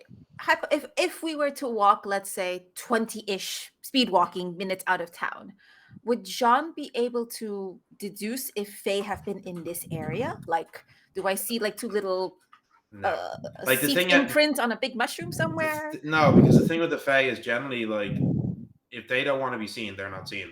Most Fae can turn invisible, so if they don't want to be seen, they will not be seen. They don't tend to leave. If they leave a trace of their passing, it will be deliberate, you know. In general, if you're trying to find any sort of a fairy or fey creature that doesn't want to be found, you're either going to have to use magic, maybe magical items, bribery, or just dumb luck. I'm looking at my items and I have bread and cheese. Yeah. That's all I got. Yeah. I think this might be a bit of a goose chase in that case, based on I what has I been think we described. should walk out towards the farm, the Stadler farm, and just kind of get it. Like we don't have to go close, but I can kind of stealth a little bit closer, maybe, or we can just have a look and see Hmm. if there's anything around that. Like, are the two creatures still there? Is there like are there half mangled corpses of cows? That kind of thing. Absolutely. So you can head back into the tavern and get the directions to the Statler farm, yeah? Yeah. And you Mhm. start making your way. It's actually opposite direction to the directions that Hans gave you for his house. Okay. Phew. Okay. And it's about a 45 or so minute walk to get Oh. there. And like, so, it's Torches? not. I'm not Um, against looking at Hans's I, house. I will say so. Brigitte has an oil lamp in her in that she carries as well, so that if you want to be able to see it, like you do. Okay. So so I'm not seeing it in my equipment, but you it's don't need to worry. You have an oil lamp, okay? Okay. So you've got that. I mean, obviously, Jean can see perfectly fine because of their forest fey heritage. But they're Albert and Brigitte are going by the light of your oil lamp, which gives you in fact Jean would be making sure they're like about a meter in front of the two of ye, so that the light from the lamp doesn't mess with their dark vision, their dark side. Yeah. So and that lamp is letting you both see about 10, maybe 15-ish meters ahead. Okay. It's not as good as Jean's dark side. Okay. This isn't probably going to get us much use if it's this dark already, though. So maybe You don't know. I mean, like. I yeah. think it's worth it. I think it's worth to Okay. investigate the scene of the crime. But we should keep close together because it's dark, I think.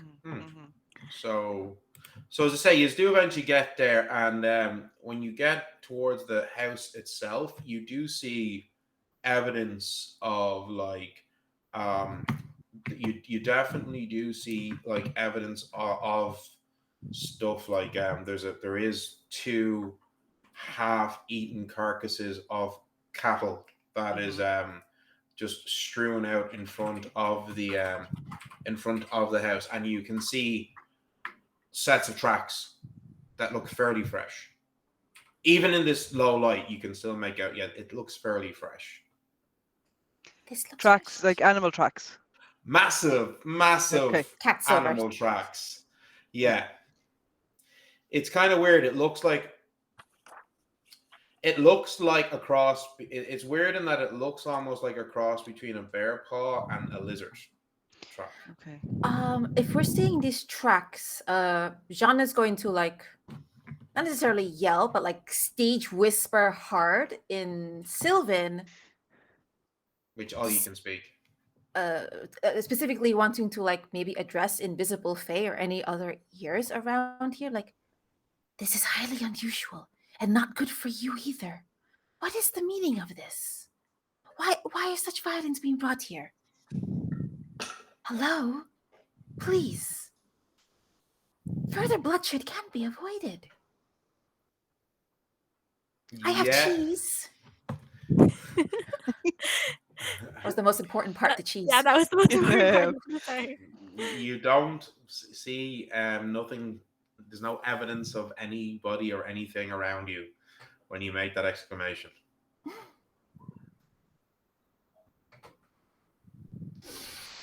I should have led with the cheese. My Should goodness. have led with the cheese. So next time I'll know.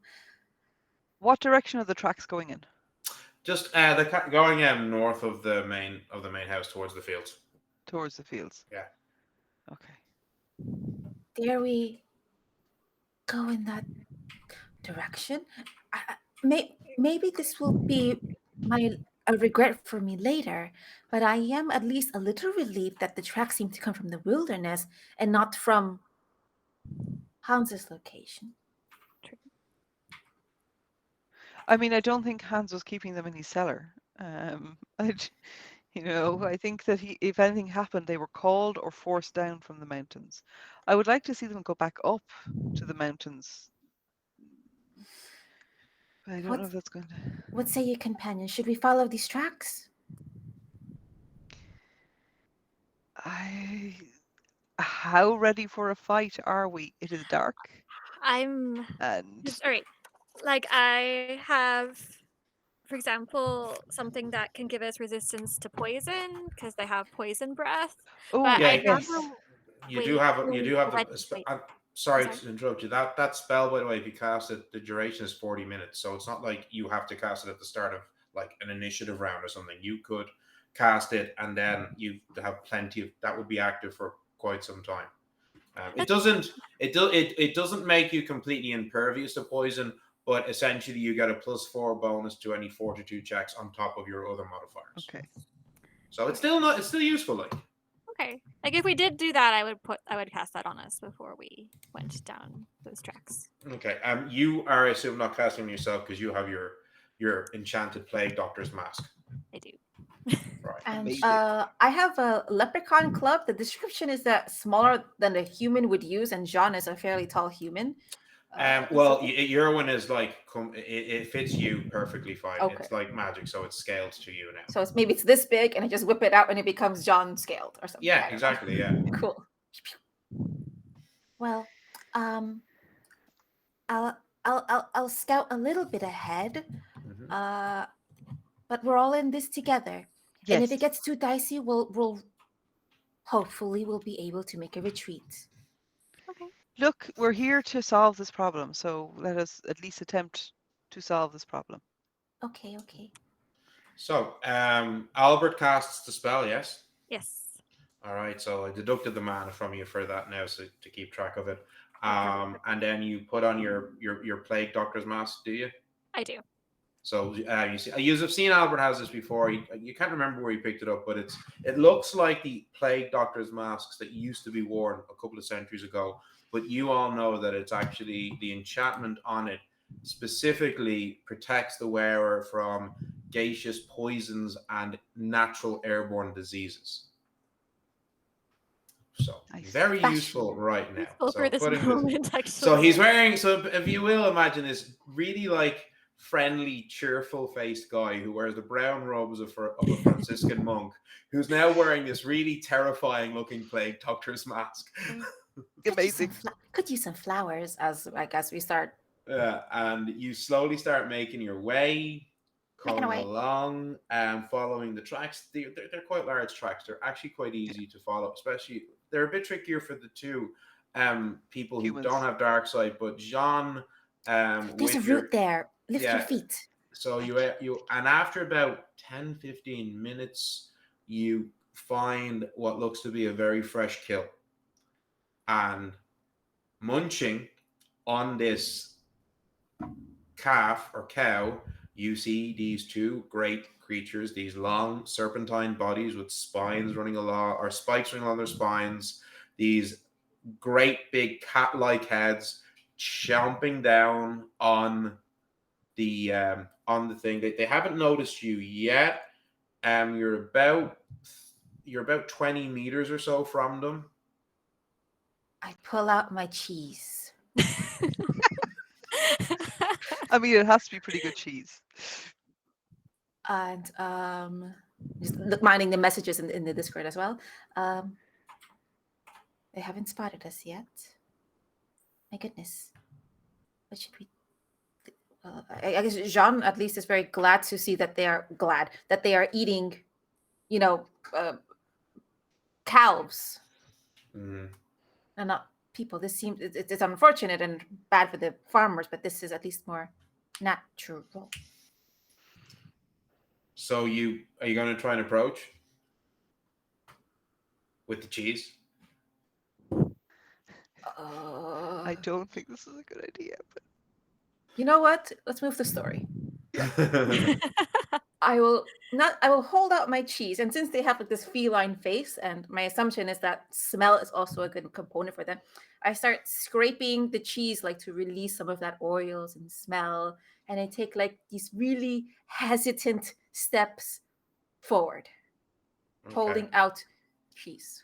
So you get about maybe 10 meters closer, and they both stop and they sniff, and they clearly picked up the smell of this cheese, and they look at you and they both growl. And I think that's a perfect place to take we're going to take a 5-minute break right now.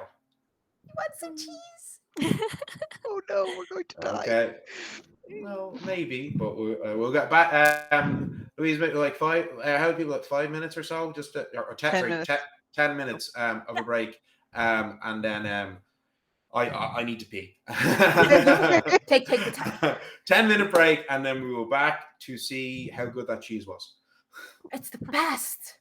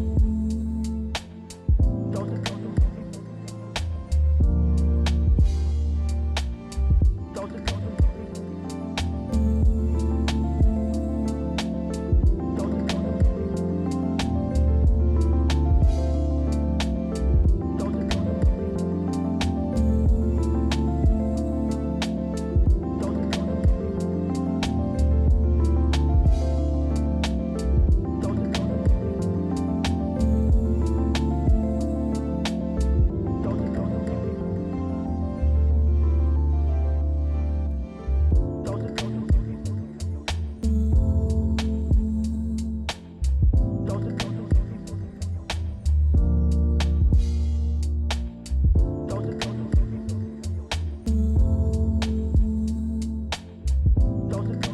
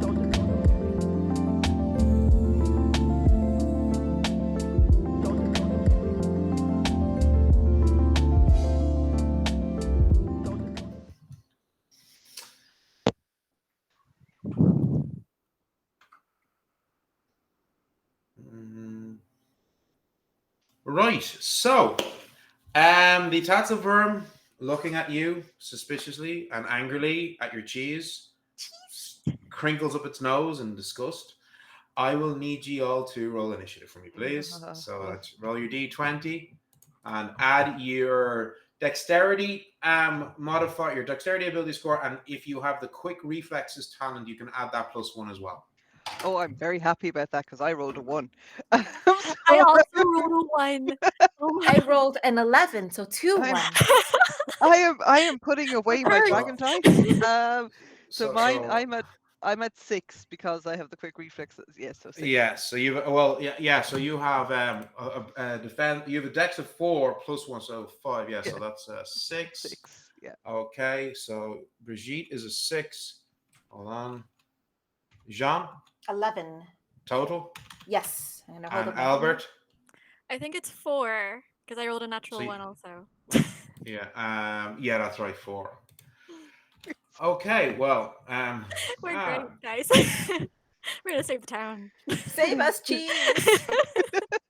So the first up to act is going to be Jean, and then Brigitte. Yeah, you rolled the Yeah. highest. I actually rolled quite badly for the Tatzelwurm as well.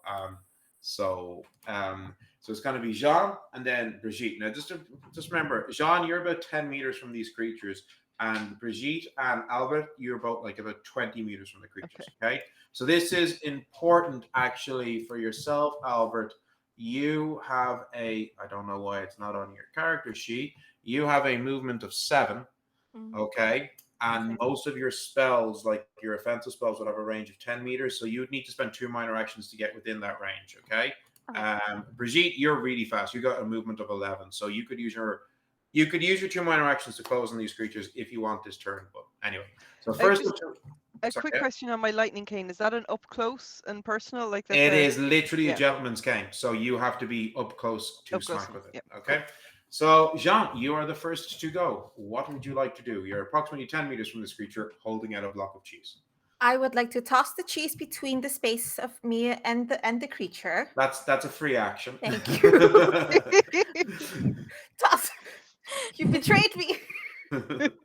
And I mentioned that I had my shillelagh, my staff in the hand. Yeah. I'm looking at defensive fighting as a skill. Is that an action for me? No, that's like an innate thing. So like if you're whenever on each turn you can decide to add a +3 bonus to your defense or to an ally, but the ally must be adjacent to you, and the others are nowhere near you. Yeah, because I'm ahead of them. Yeah, so that's an innate skill that you've training. And these creatures are clearly hostile at me. Like there is. Yeah, they're definitely angry. You know, their faces are covered in blood from this creature, this cow that they recently killed and were munching on, and now some possibly new tasty treats have turned up. Well, in that case, I am going to toss the cheese angrily down, and I put my shield to the side, and I guess I have to move up a little bit. Well, it depends. What are you trying to do? Because I want to breathe in and go and blow a wintry You want to breath. cast Wintry's Breath. Yeah, you'd need to. 5. That's a 5 by 5 meter cone. Your movement is 6. So yeah, if you use 1 minor action, you will get within 4 meters of them, so they'll be within range of the spell. So you could spend a minor action, close in on them, and cast Winter's Breath. Let me double check because so movement isn't need an action in that regard. It's a minor action to move. So you spend 1 minor action, you could go the full 6 meters. You'll be 4 meters from them, and then they would be within the 5 by 5 meter cone. But mechanically, I wouldn't have a reaction during. You still you do. You have 2 minor actions per turn, so you can still have a minor action saved. Clarified. Then, on my understanding, I will take the minor action to move forward 5 meters. Yeah. And lean back and go like, calm down. Which is really the opposite of calming down because I'm instigating. How much mana do you want to spend on this? For every 4 mana you spend, it's 1d6. To a maximum of 16 mana would be 4d6. How much mana do you want to spend? These are big creatures. They're pretty big. As I say, they're over 3 meters long. Yeah, let's do 1 doubling up. So the normal cost is 4. So 8, yeah? So let's make that 8.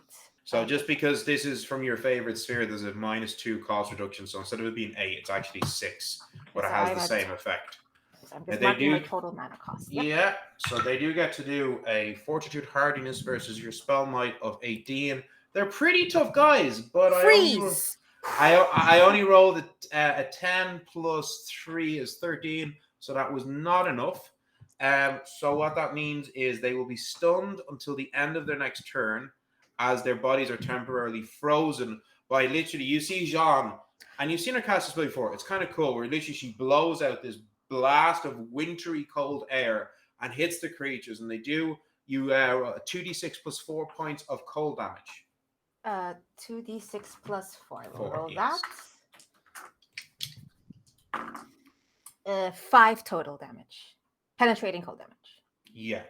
What did you roll? 5 total. 2d6. Yeah. Yeah. Plus 4. Oh, sorry. Thank you. Yeah. 5 plus 4 is 9. Oh, okay, right. Okay, so Math. all right, and it's okay. I'm a maths teacher. And they are stunned.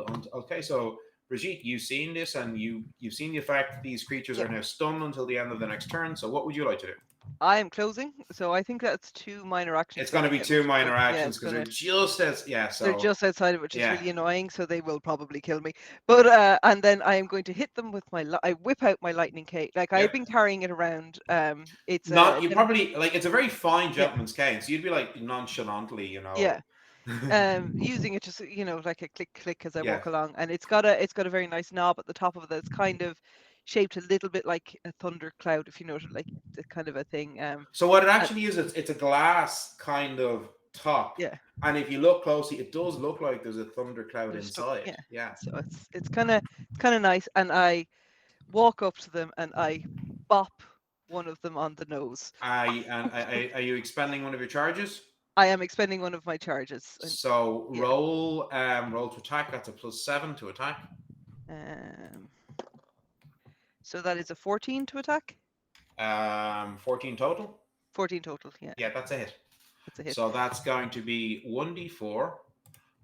Plus 1 is your base damage, and then an additional 1d8 electrical damage. Okay, so 8. Okay, so 1d4 plus what was it again? 1 plus plus 1. So 2 base damage, and then 5. So when you strike, the actual hit itself doesn't really seem to be. Yeah, it was a bop. I just went up these creatures clearly have a very thick hide, so that doesn't affect it. But the 5 electrical damage definitely does. Now roll a d4 for me, please. A d4.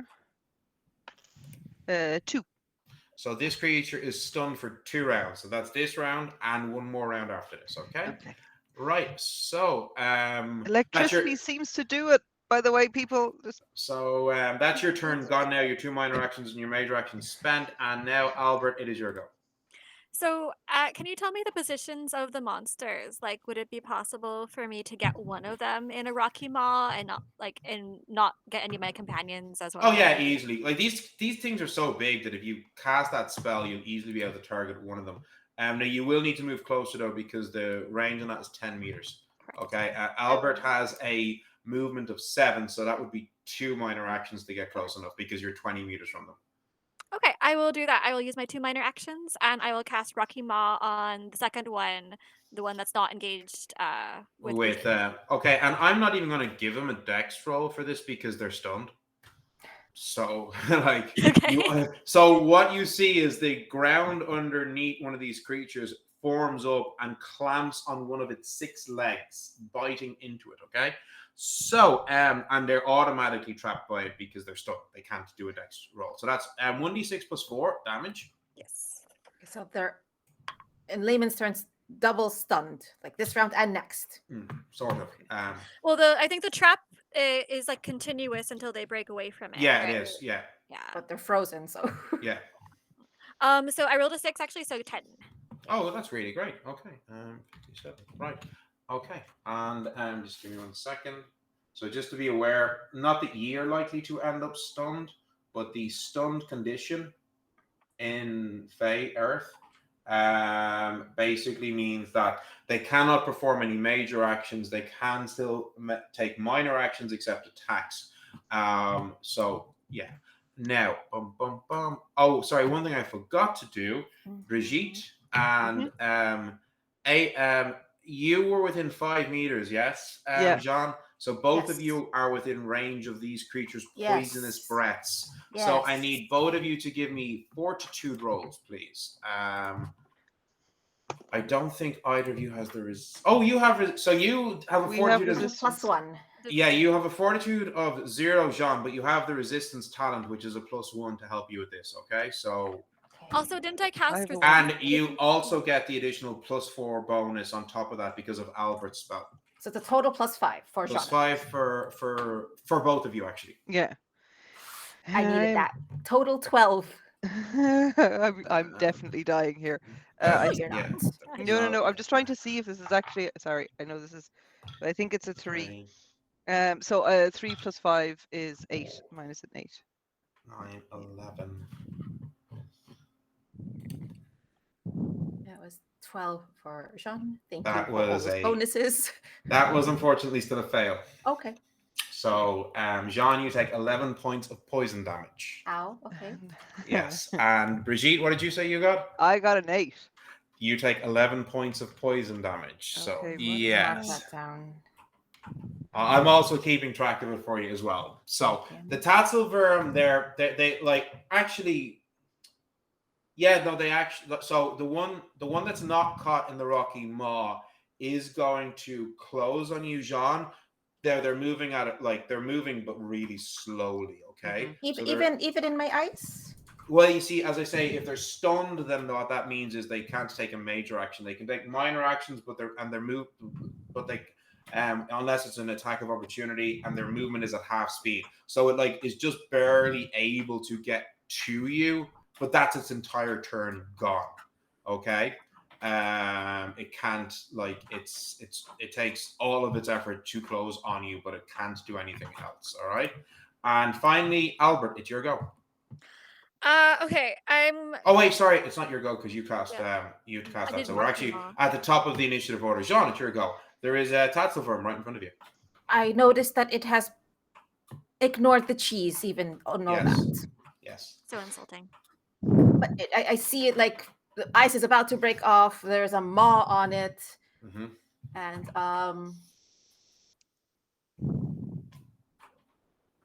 we need not fight. I'll say this in Sylvan just in case. We need not fight. I think you are being manipulated, or let's try to discuss. Let's try to solve a problem, please. Okay, you can give me animal handling. So that's a Yeah, +2. 2. You charm a 0. You're kind of an awkward person, so Yeah. but you are good with animals because you're a druid, so +2 to the Come roll. on. Oh. Total 15. Yeah, it doesn't seem all that convinced. It looks like it wants to eat you. Oh, don't eat me. I'll say that was a free action as well. Okay. Thank you. In that Pleading for your life is a free action. In case we need to do it again. It's right next to me, then I am going to be like, no, stop it. Boop, with a watery fist. And let me look at my mana. It's a major action. It's right next to me. The caster creates a column of water which shoots from their hands at the caster target within 10 meters of the caster. Thing's huge. Yeah. So I will. Let's spend double the mana for that then. So that's going to be another 6 mana. Okay. Yep. So 32 minus 6. Yeah. And then it's now this creature is considered large, so it's not going to be knocked prone. Okay. So but you still do 2d6 plus 4 points of bludgeoning damage. And they are knocked back, but they're just not knocked prone. Okay. So that you have a magic of 4, don't you? So they're knocked. So you basically generate this massive watery fist and like back. Southern Water Tribe style, you punch it square in the face. What was the damage roll? Friends are friends, not food. 2d6. Ooh, that's bad. A total of 8 bludgeoning damage. Okay, 8. So, okay, and it is knocked back 4 meters. Okay, so that was my major action. I didn't move at all. No, you've still got 2 unspent minor actions. You don't you can hold them as a reaction. I can add to my defense of my adjacent allies. My allies are pretty much Brigitte is adjacent to me for sure, Yeah. I believe. Yeah. So you could give her your +3 this turn if you want. From your defensive fighting skill. How's Brigitte looking? Well, I mean, I took the same damage as you. the only damage they've taken so far is from the poisonous breath of these Yeah. creatures.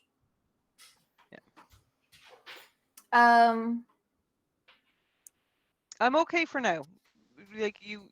I'm going to be able to move. I have a good movement, so I Yes, can move Brigitte out is the poison breath. I'm yeah. fine. Very fast. They have a movement of 11. All right. Be careful then.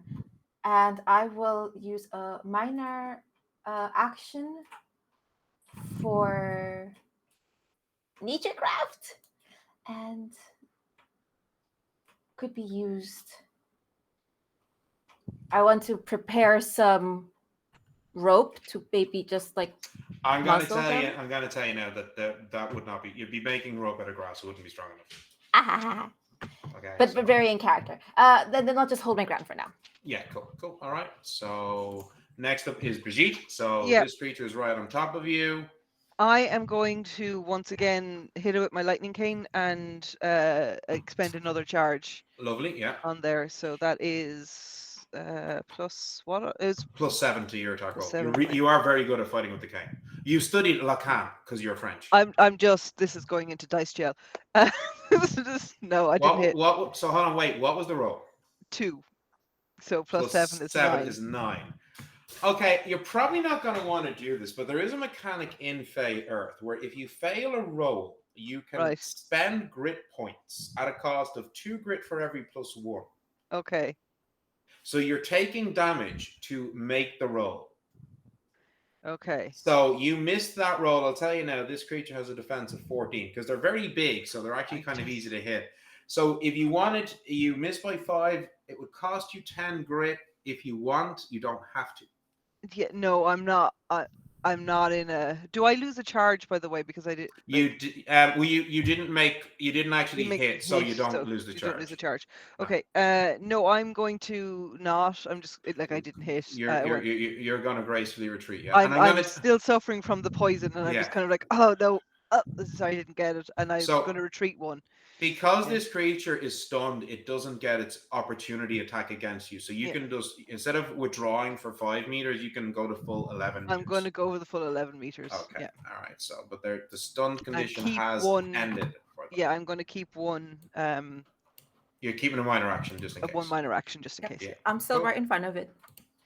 Yeah, you're still right in front of his Jean. I'm okay? getting a new set of dice because this dice. And actually, because you're ending your turn in the proximity of the creatures, I need a fresh fortitude roll. You're right. And you still get your that's +5 5. bonus. Yes. Come on. That's a 25. Okay, that's great. So that's a pass. So it's half damage. Ow, but okay. But okay, well, The natural 20, but 9. So 4 points of poison damage. Okay, so Okay, a lot better minus than the 4. last turn.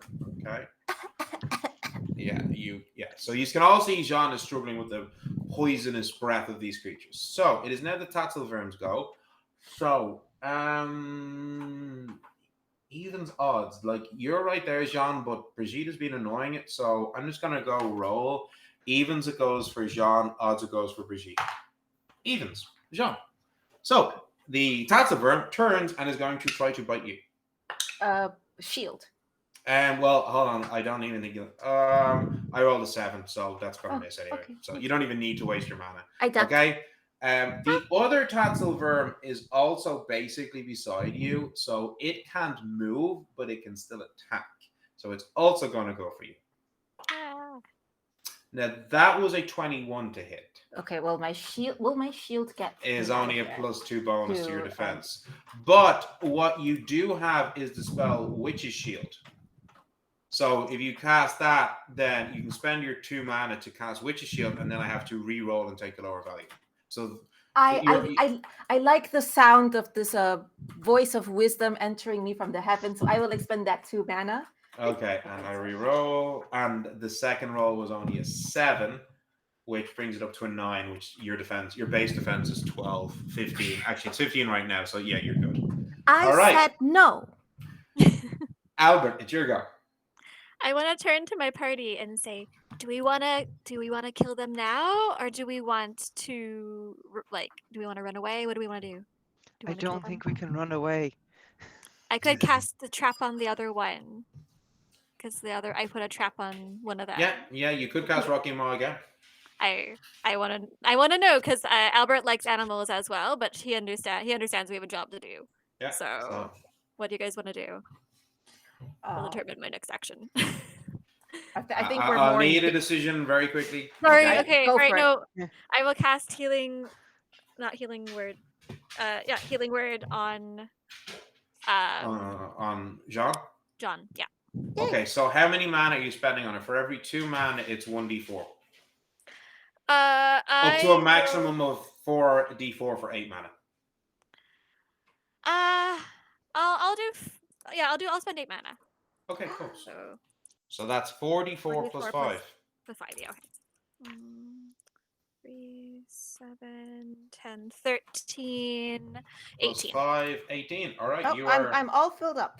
Yeah, you are back to full health. Okay. Nice.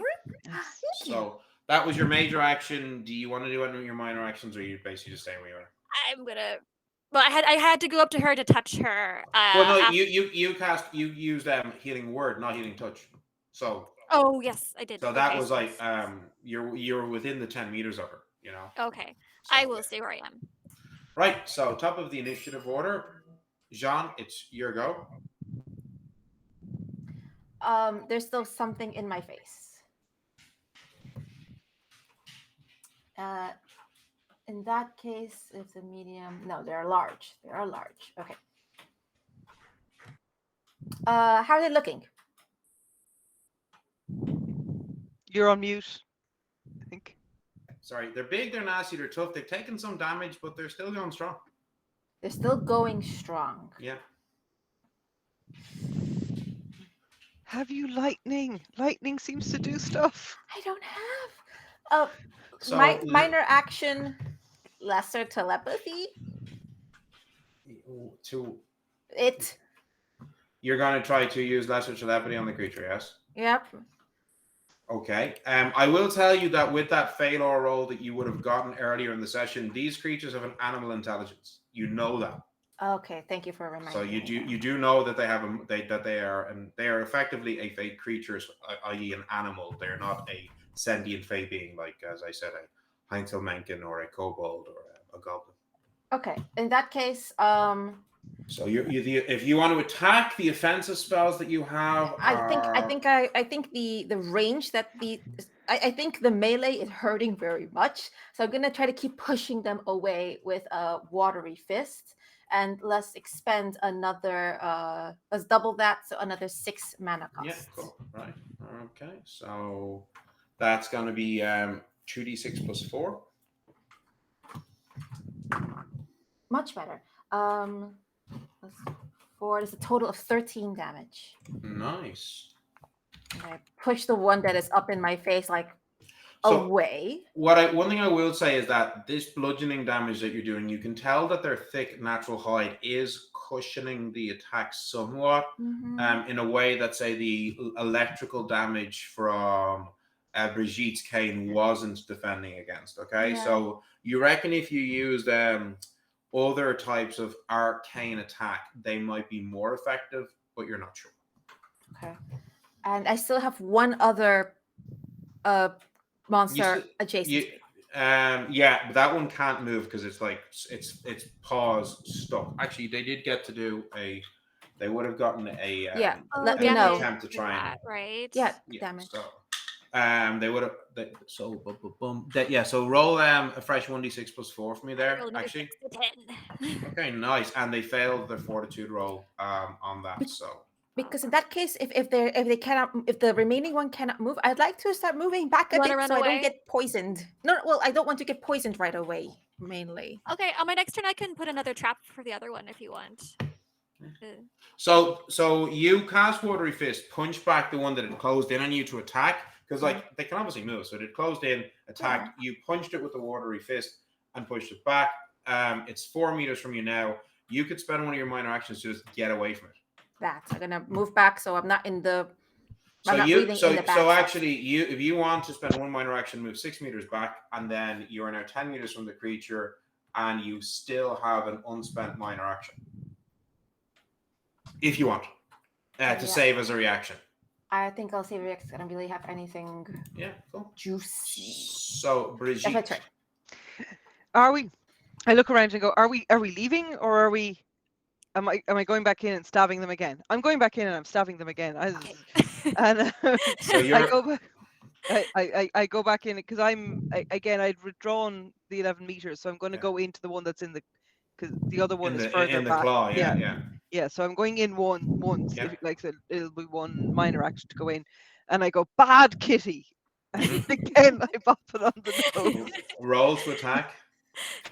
Do these animals make like little cat sounds when we 7. hit them? It's more like it's more like actually really aggressive hisses and rumbles like a lion will make. You know. Okay. 15. That's a hit. That's a hit. So it's 1d4 for the normal. Yeah, 1d4 plus 1 is your base damage. So that's 5 for my base damage. I have changed my dice and I am happy. that definitely did a little bit, you know. Yeah. And then the 1d8. Yeah, is 1d. It's just 1d8, isn't it? So it's 5 damage from the 1d8. Okay, and that's a lot more effective. Now roll your d4 to see how long they're stunned for. Again. A 4. They are stunned for 4 turns. And in the claw. So that was the one in the claw. Yeah. Okay. They can still do a poison attack, though, can't they? If you end your turn in its poisonous cloud, then I'm going back out again. I've lost my minor action. I don't have a thing, but I'm just going back out again. Yeah, cool. So you get back out of there. Okay. So there's the tassel worm that Jean has been like punching with her watery fists. They are I can't remember, Jean. Did you moved back, didn't you? I moved away. So yeah, so you have a movement of 6. You'd push them. So you were 10 meters from them. Yes. It moves at you and it is actually very fast. Like for such an oddly shaped creature with 6 legs and this long serpentine body, it moves at great speed. Spends its 2 minor actions to close in on you, and it is going to attempt a bite attack. Let's see what it gets. I think that is a miss. I got a 14, and your defense currently, because of your defensive fighting skill, is 15. So that was a miss. That one, and the other one, it's stunned. So, and it's caught in a rocky maw, so it can't do anything. So, Albert, it's your go. I am going to shoot it with my stone bullets. Nice. Okay. So how much mana are you spending?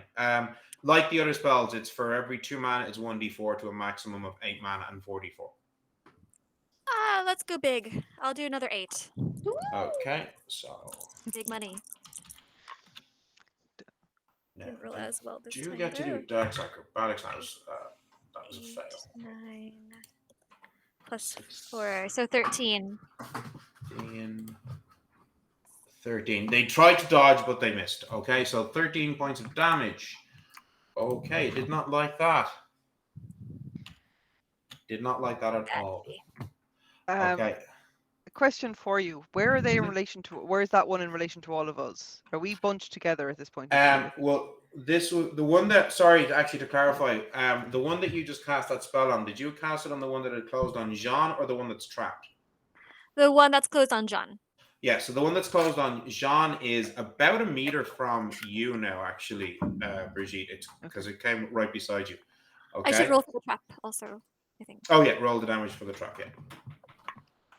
8. Oh, nice. That trap is doing you can actually see the creature is trying to pull its leg out, and it's cutting into the flesh of the leg. It's really gross. You know, if these creatures weren't trying to eat you, you'd feel sorry for them, you know. So we are at the top of the initiative order. Jean? Can I just be bad and say, do we take poison damage? You do if you end your turn in their effect. So if you don't move, so Jean, one of them's right on top of you. If you end your turn within 5 meter radius of them, then you do take the poison damage. But there's attacks of opportunities are a thing. If you have an unspent minor action. Interesting. Sorry to yes, just to tell me. interrupt. Tell me. You do have, there's a minor action called withdraw where you move half your movement and don't provoke an attack of opportunity. Noted. It's a wonderful system, but we're like all getting familiar with it. Yeah, So it's cool to learn the nuances of it. I think it's really interesting. Okay. I'm looking at my friends, and the situation doesn't seem to be going in our favor. Well, no, I will say you are definitely injuring these creatures. They're looking pretty hurt at this stage. They're still quite strong and powerful, but they've definitely taken some damage. I think if we were using 4th edition, they would be described as bloodied. Okay, so yeah. So what do you want to do? Oh my goodness. We are at good health levels, aren't we? Like everyone's pretty healed, aren't you? Brigitte's taken a bit of damage. Jean was bad, and then you brought her back up, and Albert hasn't taken any injuries at all because you've been spellcaster ranged, staying away. Maybe you should have loaned your plague mask to Brigitte. No. We live and learn. Like sometimes we were the spur of the moment. We didn't know we thought the cheese would work. Albert likes the fashionable aspect of it. Yeah, he's very attached to it. It's his inner emo. It is. So, Jean, what are you doing? Are you going to do a spell attack? Are you doing be a bit defensive here, and I am going to cast Winter's Cloak on myself. So that is 1 mana point. Yes, and now it's your major action to cast that, but noted. it has the effect of basically giving you a bonus 15 grit. Yes. So it's mechanically it's essentially the same as 15 temporary grit points. Exactly. I understand. So I'm glad. Yeah, I'm glad that was good. Yeah. So I make myself defend because I'm noticing that it thinks I'm delicious. So I am not cheese, which is unfortunate. And I am going to then take that minor action to withdraw. So if you take a minor action to withdraw, that will take you 3 meters from the creature. You would need to spend your second minor action to fully get out of that 5 meter area of effect. That is my plan. So that's your full turn gone. All major and minor actions are spent.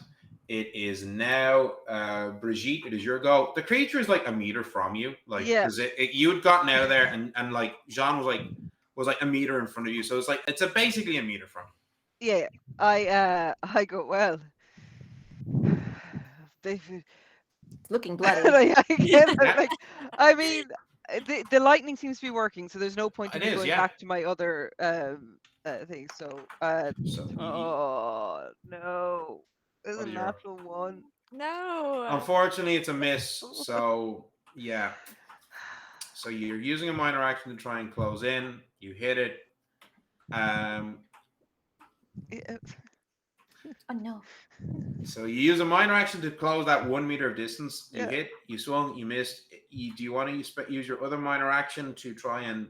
Yeah, I'm good because my other minor action will get me out of the poison damage. It will get you just out of the poison damage. Yes. Yeah, so I'm going to do that and move away. And I'm going to move away so that I'm kind of moving away from my friends, slightly away. So we're not. Yeah, so we're spreading out. It has to choose. Yeah. Yeah. So now it is going to do exactly that. It is going to try to choose. Evens is Jean and odds is Brigitte. Come get a popsicle.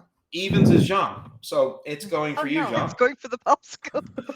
It's the cheese. You've got the cheese on although I'm actually rolling. I think I'm not going to use that die again tonight. I only rolled a 2, so that's a miss. That's terrible. I parry with my shillelagh. Rolling that die. Yeah. The other one, yet again, I tried another fortitude roll. No, that was only an 11. So it's not able to break free. So if you want to roll that damage, we'll do it now. Want to do it now? Okay. Yeah. So I did do damage on my turn, but I was yeah, I know. Well, right? you're next anyway. So okay.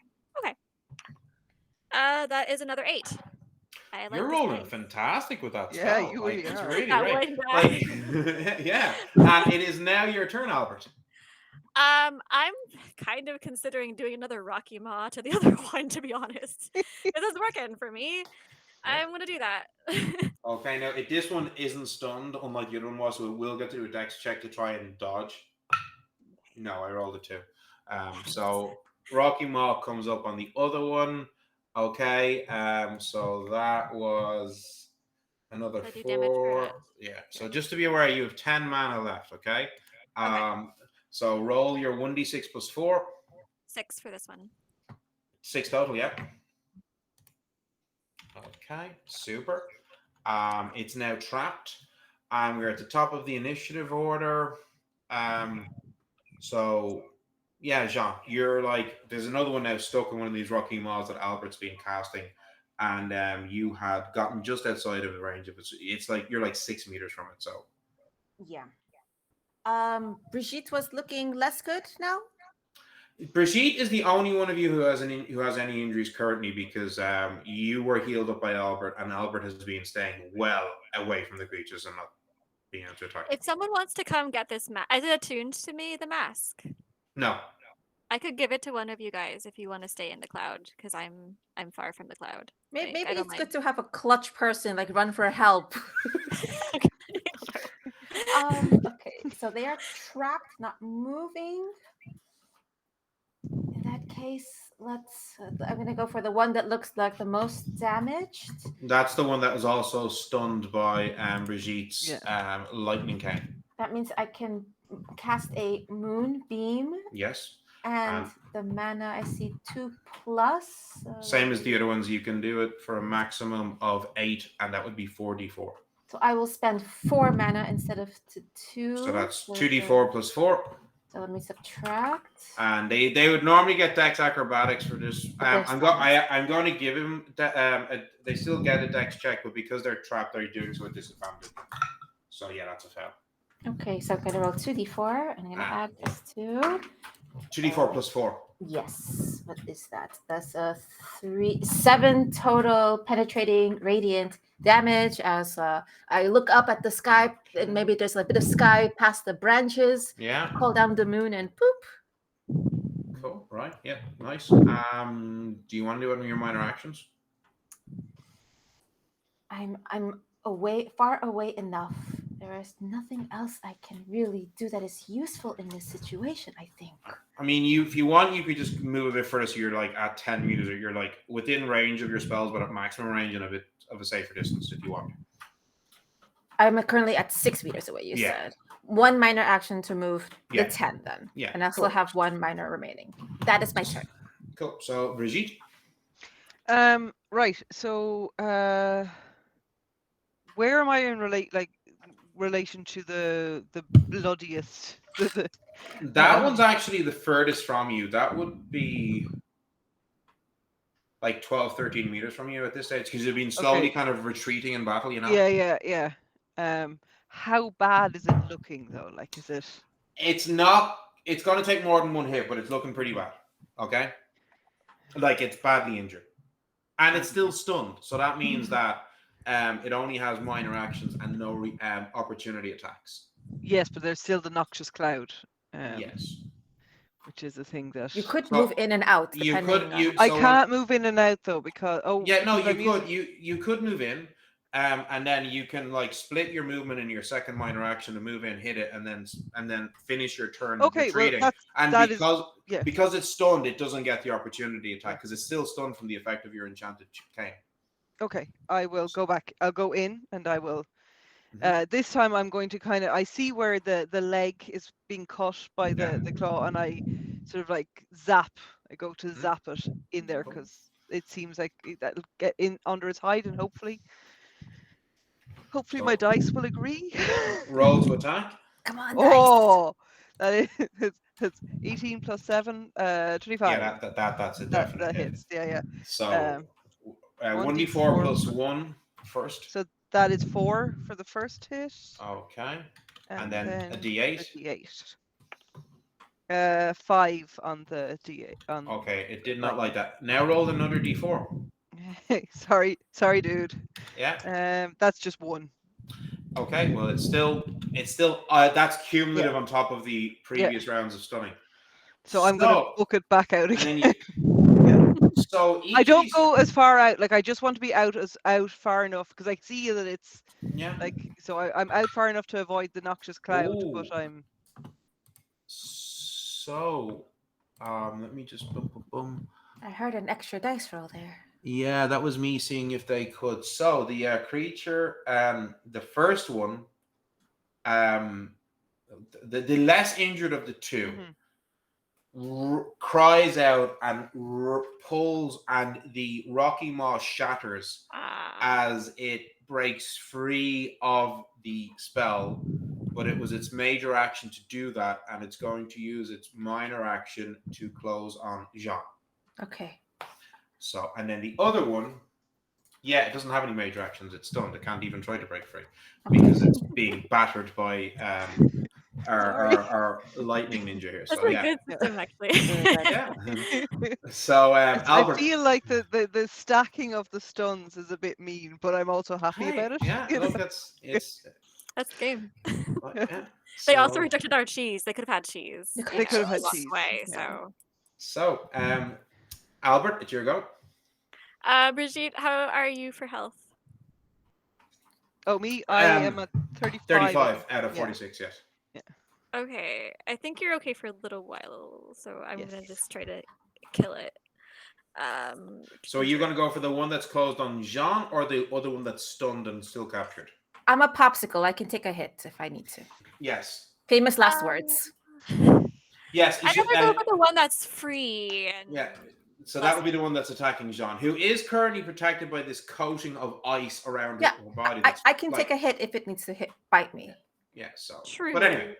I'm gonna go for that one just because the other one is in a Rocky Maw thing, Yeah. and you can't break free. Okay, I am going to do. I'm thinking about doing another one actually. I'll just do a stone bullet again. Actually. Yeah, So it's I'm 10 meters. feeling- It'd be within the 10 meters. So you have 10 mana left. Yeah, I'm feeling a bit more conservative these days with my mana. Just to be aware, if you do run out of mana, you still have the cantrip Arcane Shard, which is free to cast. It does 1d4 plus 4 points of damage, but their hide can absorb that, whereas the other more powerful spells that you spend mana on, their armor cannot absorb against that damage. Unless it's like with the bludgeoning, like punching that Jean's watery fist does. So if you spend all your mana now and you're like, I still feel that I need to attack, or you spend some of your mana like, I'm going to save some just in case I need to heal, you will still be able to attack with Arcane Shard.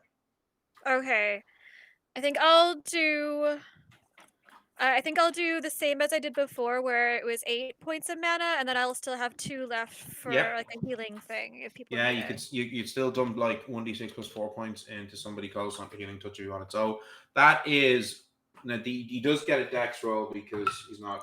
But I rolled 4, so that's 2d4 plus 4. So that's going to be full damage. Oh, I rolled shite. 6, 8. Damage is damage. 12. 12. That's not terrible. That's a good piece of damage. Yeah. Hold on, it was 2d4 plus 4.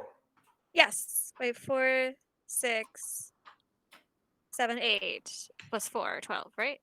Yes. Yeah. Okay. Sorry, no, it wasn't right then. Okay. Yeah, no, let's go. That was really good. So, right. So we're at the top of the initiative order. Jean, I just saw little ones at the beginning, so I was saying. Oh yeah. That's So, why. Jean, top of the initiative order. There is a Tatzelworm right on top of you. I said. Sorry, freeze. did I do a roll for the recommend? Oh, sorry. Yeah. Do a roll. Do the roll. Do the roll. Yeah. 1, so 5. Every little helps. Yep. So. Okay. There's one right in front of me. Yeah, and it is the lesser injured of the two as well. Okay, I'm gonna try to freeze it in place with Winter's Breath, and I'll just do the straight 1. So straight. So your base cost, yeah. Yes. So that's going to be 2, because of the mana reduction, because it's your favorite. Down to 11 mana. Okay, hold on. I rolled okay, but I don't think it's enough. 16. Your spell might is 18, so no, that was not enough. So that 1d6 plus 4. 5 total. Look, it's still good, and they are stunned until the end of their next turn. These poor things can't catch a break. And hey, you're using good tactics, like Let us be grateful for this. Withdraw and move back. Well, you don't even have an opportunity attack, so you can just go a full 6 meters if you want. Yep, to get, because it's frozen, but it's still like doing this misty poison. It's not a breath weapon like a dragon has. It's literally just its very breath itself is poisonous.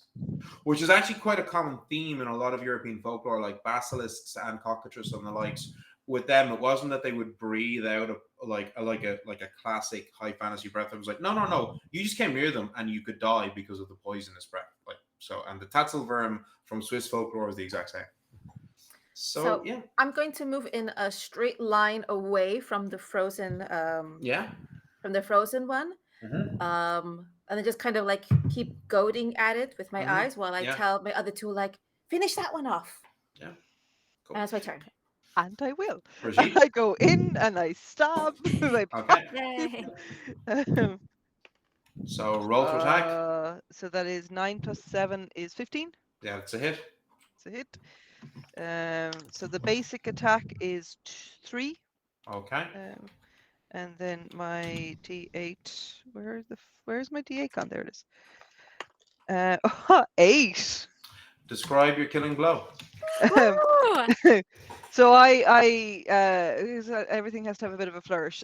So I see that he's been slowly being crushed by my good friend Albert's sculpture. So I notice particularly where the Modern art. damage is, and I do a kind of a, and this is why you should eat your cheese. Just kind of Yay. aim for the cut and send a bolt of lightning jolting through its body, and it then lies limp on the sculpture. So it is It cries out in pain, and you get the smell of burned hairs, and it falls to the ground. Its paw still stuck in this rocky bear trap like. Amazing artistic sculpture that is. You really there. think so? Oh, amazing! Just incredible. Albert's got like a little quivering lip going on. So, talk about a bracelet. Do you want to use any minor actions to move, Brigitte? I am fine. I presume, is there an expelling of air as it dies? There's a last breath, but then it stops breathing, so you're not worried anymore. No. How far am I away from the other one? About 10-ish meters. 10-ish meters. So the With same your as Sean, different trajectory. yeah, like with yours, like you have a movement of 11, so you know 11 meters per minor action. It's like nearly double the speed of your friends. Mm-hmm. You're very fast. I just don't want to be. Can I move? I'm just going to move halfway there. Yeah, you move close. You close enough, but not so close that you're within the effect of its poisonous breath. Oh no! So you're in front of Jean. No, they're like about 5 meters from Jean. Okay, because I my intent, it might not do what I intend, is for like it to come from me. So like if you imagine that like Jean was like here and now Brigitte is coming from here. So you're like about 5 minutes from each other, and then the Tatzelwurm is like here. Okay? Yeah, he's not going to notice me yet. He's focused on you, I hope. I've just yeah. It's strange to say I hope it notices me. Well, yeah, you're pretty beefy right now. So Albert, it's your go. You have 2 mana left. I'm going to do the arcane shard. Okay, attack.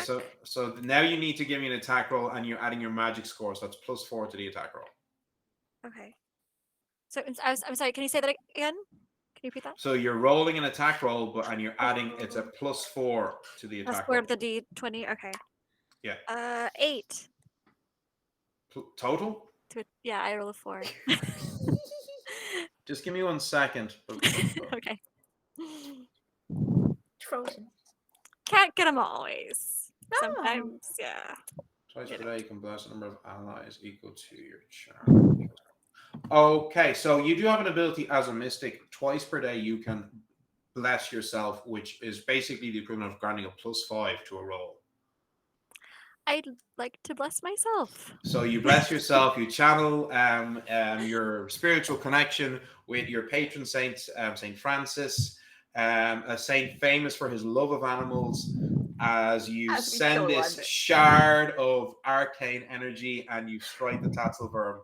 Roll to attack. That is going to be 1d4 +4. Perfect, thanks. 4, 8. Okay, nice. It's not as effective as the other spells. You know that this being a cantrip, it's not as powerful, and the creature's naturally thick armored hide does protect it somewhat, but you did still injure it. So, Jean, it's your go.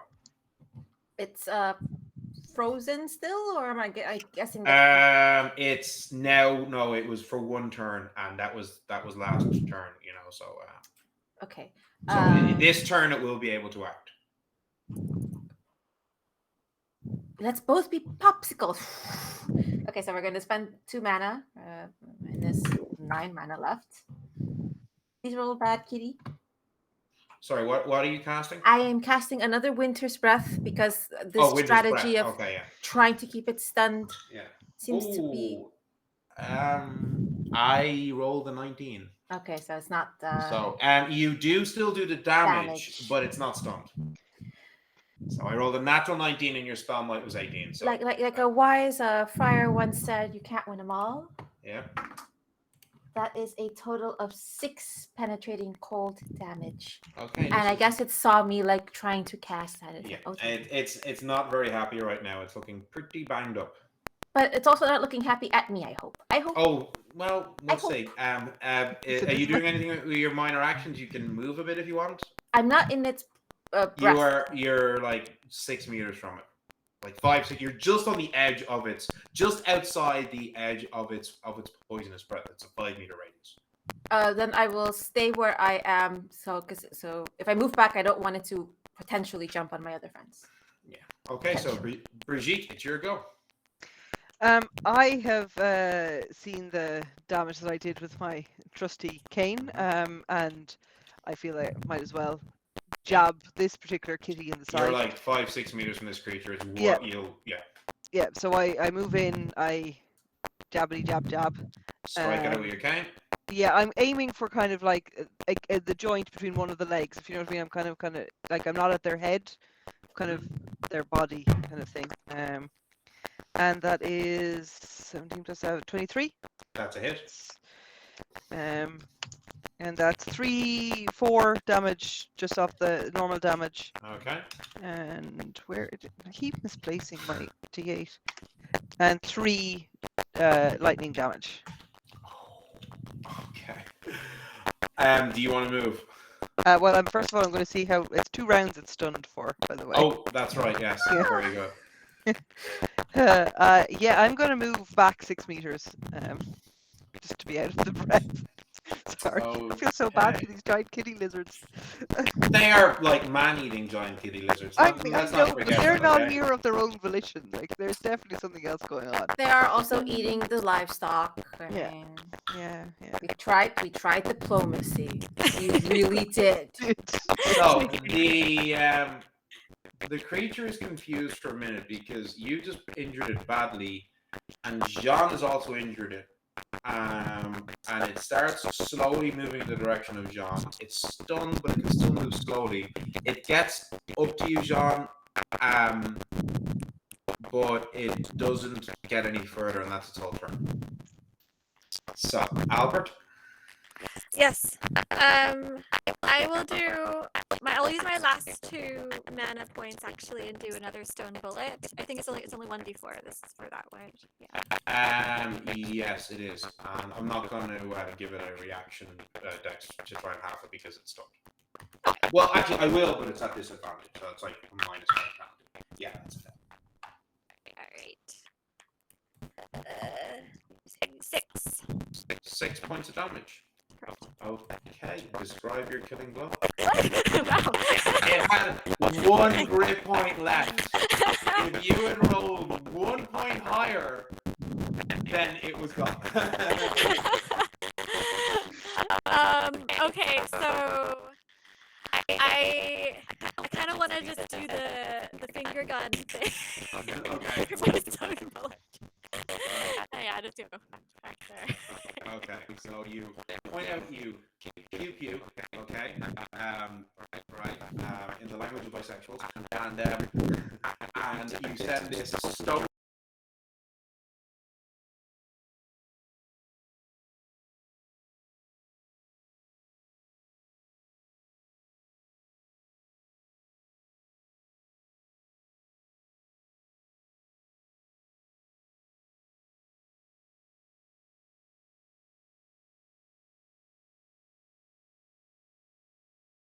Taste. I will pick up this cheese.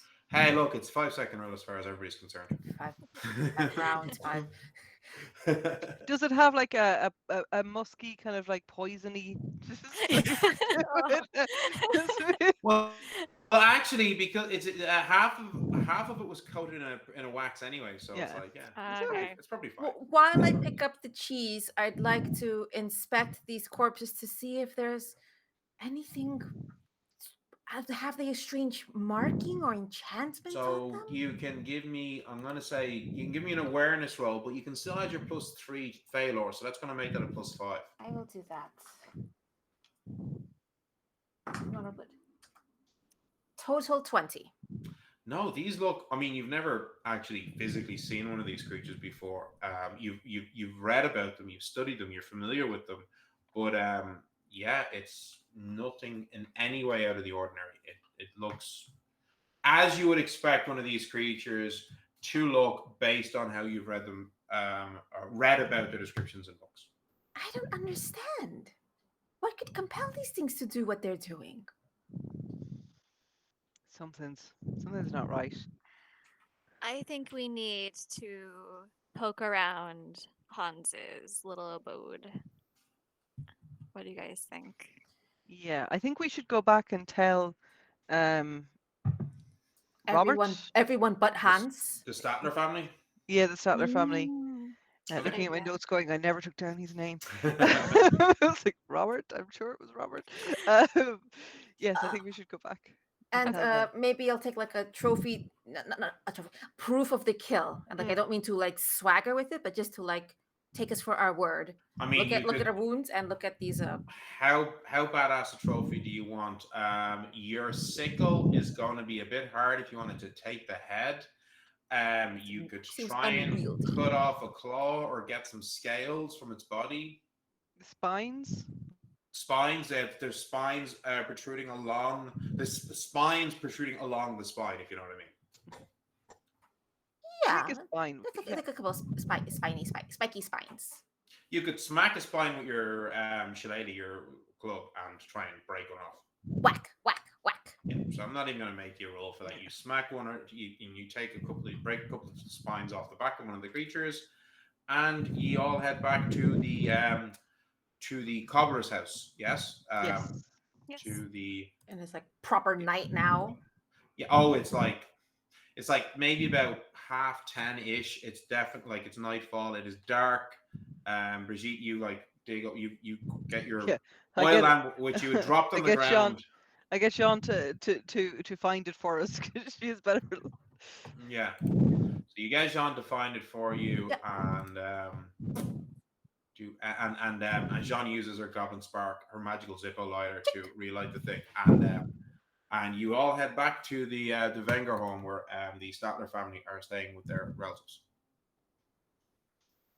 When you get there, like you can see that most of the houses you don't see any sort of light because it's quite late at night. People have gone to bed, but at the Wenger house, the cobbler's house, you do see signs of a light. Somebody is clearly up. Bang, bang, bang, bang, bang. And a moment later, coming to the door is the same woman that you'd met before, that stocky built woman with the dark brown hair with the grey streaks. And she says, it's you. What is that? It's a spine from the creature. We've killed them. And as you said, you hear sounds of footsteps, and coming from the living room area, you see another woman looking like a year or two older than the first one. Also average height, also with a stocky build, grey hair, with a brown woolen shawl, round plain features, the same sharp blue eyes, clearly her sister. As you see, Ilse Sattler comes, is like, you killed the creatures that took my Robert. That means it's safe, and perhaps in the morning, I at least would be happy to try to help and see if there's something that can provide closure. I don't know, but at least it's safe to check now. And you just see like as if like a massive weight just lifted off her shoulders. And you can see the woman's like really trying not to like break down and start crying. She's trying to very keep stoic faced and You can have one, even I if it's just to burn no or break. no Okay, thanks. okay, okay, Just okay. And the younger sister says, "Thank you very much. I'm going to bring my sister in, and Mhm. we might talk to you in the morning." Yeah. Oh, we might have something to. I look at Albert. We might Yeah. have something to discuss with Gretel, but keep a good eye on her because we have to eventually talk to Hans and yeah. Yeah, she doesn't quite get what you're saying there, but they're like, "Okay, thank you," and she just kind of yeah. Okay. Okay. Let us go talk to Hans. Do you guys think we should talk about maybe that ruse we had before? Although I'm kind of aware of the time, but um, Yeah, like we said, maybe we would trick him into thinking that me or somebody else was into Gretel, yeah. and Yeah. then see what he does. Do we want to try that still? Yeah. Uh, before after the doors closed, I want to use my tincture. I have a tincture, healing You tincture on Brigitte because if we're going to go potentially piss off Hans, I'd rather we all be like, I'll use my own tincture. You keep yours. I will yeah. roll my 1d6. So 1d6 plus 3. We So don't that fight is anybody. I have no spell it's five. spell. So I'm back. I'm up to 40 now. So 40 I'm out of 46. So okay. you're doing okay. Oh, your Winter's Cloak would have yep, yep, dropped a yep. chunk. I Okay. am also a bit low on resources, but I have something left. You have 9 mana left Yeah. versus Albert's 0. Zero. I have 3 charges left on my lightning cane. That's right. So Yeah, you do. Okay. So the ruse. the- We need to be the target. We think we need to be the target of Hans's ire. So just Or as a tell point us. of clarification, who's going to be telling Hans this ruse? I think that we should go. We'll not involve the family, but we can say that when we went to tell them that that we'd kill the creatures, they were so grateful, and that you had spotted Gretel, and there had you'd given her a flower bracelet, and there was a connection. You don't have to say anything more than that.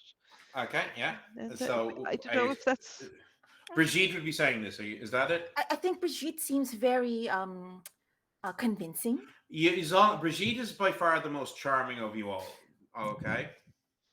So yeah. Right. Um, So you're going to should head to should the. should Albert like be out, like be with us, or like maybe be around the corner? I just want to make sure that Albert isn't. Somebody needs Do to we be with want? Albert. I might die. You know Yeah, what? somebody needs to Can be we with wait Albert. until after I've rested? Or I because I mean, if you want, you could try to find somewhere to sleep, have a long night's rest, and then go to him in the morning. because No, we that's the still worst. he's Oh, like waiting I for spent us. the We night said with we'd be her. there. Yeah, but Oh like, my god! I comforted her in her grief all night. Hmm. Oof. oh, I don't know if that's good for Gretel. Okay. Like, no yeah. offense. I mean, No, if she knew no, you, no. I'm not saying I maybe. would do it. I'm saying tell Um, him that. You know what I I'm mean? just if you don't want to go back to Hans's house, you have tents and bedrolls and stuff. Okay. So Yeah, I think you we Camp. just camp. We just camp, okay. and John we'll was say just that it took us concerned. longer to kill the creatures. We didn't intend on killing the creatures. Things happened, so we've just camped. We Okay, can get yeah, back in cool. time. Okay. Yeah, Super. Yeah. So you find some place slightly off the main street, somewhere safe, yeah. and you pitch your tents and you camp for the night. You have a long night's rest, so our spellcasters' manas are restored. You I get with my that full long charges. rest, you're back to 6 charges, and your grid is fully restored just from your long rest. It's Yes. more than enough. To just for those interested, a long rest you regain grit points equal to your fortitude plus resolve plus the hardiness and willpower talent modifiers and double your level. So like you were like 6 shy of it. So for Brigitte, if she had a long night's rest, that would be like 14 grit you would have gotten. So like you're fully back. Okay. Yeah. All right. So And use. one question for Neil. In my Mhm. haste and marking my mana, I overwrote my max mana. Could you tell me what my max mana? 38. Thank you. Yeah. Oh, it's magically there. Yeah. So, I wrote it in the okay. wrong column. Yeah, Right. John was just concerned that like we had told Hans we'd be coming back, and Hans seems like this very direct kind of person. Oh well. Do we want to run this ruse by? It's the morning, I presume. So do we want to run this ruse by the Sattler family just to make I sure think we they're should on tell board? them our suspicions. Yeah. Yeah. Or what we plan, and that we mean, and we will do our power to ensure no harm comes to Gretel. Yeah. But yeah. Right. So you head back to the cobbler's house. Yes. Yes. Yeah. Okay, so it's like it's early enough. He's like we're woken up pretty much early by sunlight, so it's like 7:30 in the morning. But people like this is a farming community, so people are up at dawn. You Yeah. know, yeah. Hopefully So not you, Hans. well, maybe not. You don't know. So you Depends head on over the to the cobblers, and knock on the door, and the you got his name, didn't I? Carl, the actual cobbler. He obviously say, "Oh, our heroes, yes. Please come in. Have you had breakfast yet? No, No. not yet. Please come on in, please, please, please." Like, And he's okay. like, and he says, Okay. "Ingrid, Ilsa, the heroes are back." And you hear the sound of his wife shouting, he's like, "Oh, bring them in. Ask them if they want to eat." As I step in, do I see Hans nearby? Oh no. Okay. Yeah. Cool. So you're led through the hallway past the living room into a very nice kitchen, and there's like a table there, and you can see you see Ilsa, Robert, who you'd met before, and you see now a young woman, mid-20s, very very pretty, long hair, blonde hair, beautiful blue eyes, really, oval face with like rosy cheeks, like really like long thick eyelashes, and a really soft, like welcoming kind of face, and wearing a simple dress of light blues, like decorated with embroidered flowers. And she sees you, and they all dismount. It's like, "You and she says, the first one's like, I'm Gretel. You my mother told me you slayed those horrible monsters that killed our father." She's like, I'm so thankful. It's just like, can we can try to arrange to give you some sort of a reward, or No.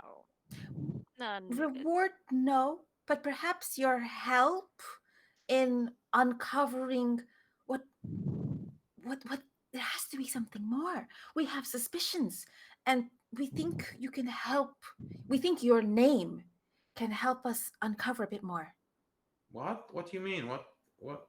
And you can see like the mother and the brother are looking a bit like, I jazz up Albert. Oh, you jazzing me. Sorry. So, okay, we have some suspicions that perhaps the creatures they as my Fey friend told us previously, these creatures generally stay far in the mountains and they don't come to this area, and it seems very strange they're targeting your house specifically. So on our way here, we actually saw that there was a ferry, and we thought that's very unusual for the area. and you notice they're all kind of surprised by this. Mm-hmm. Okay, so I when I was in the pub with him, I noticed he had no grief over the loss of his Sorry, uncle, who? Hans. Hans. And as soon as you say his name, the brother's face gets really angry. Yeah. I. We- Hear Albert out. And he says, "Wait, you think that Hans is involved in some way?" It seems to be all of us have gotten some very bad bad intuition about his methods. Like, I noticed he had no empathy.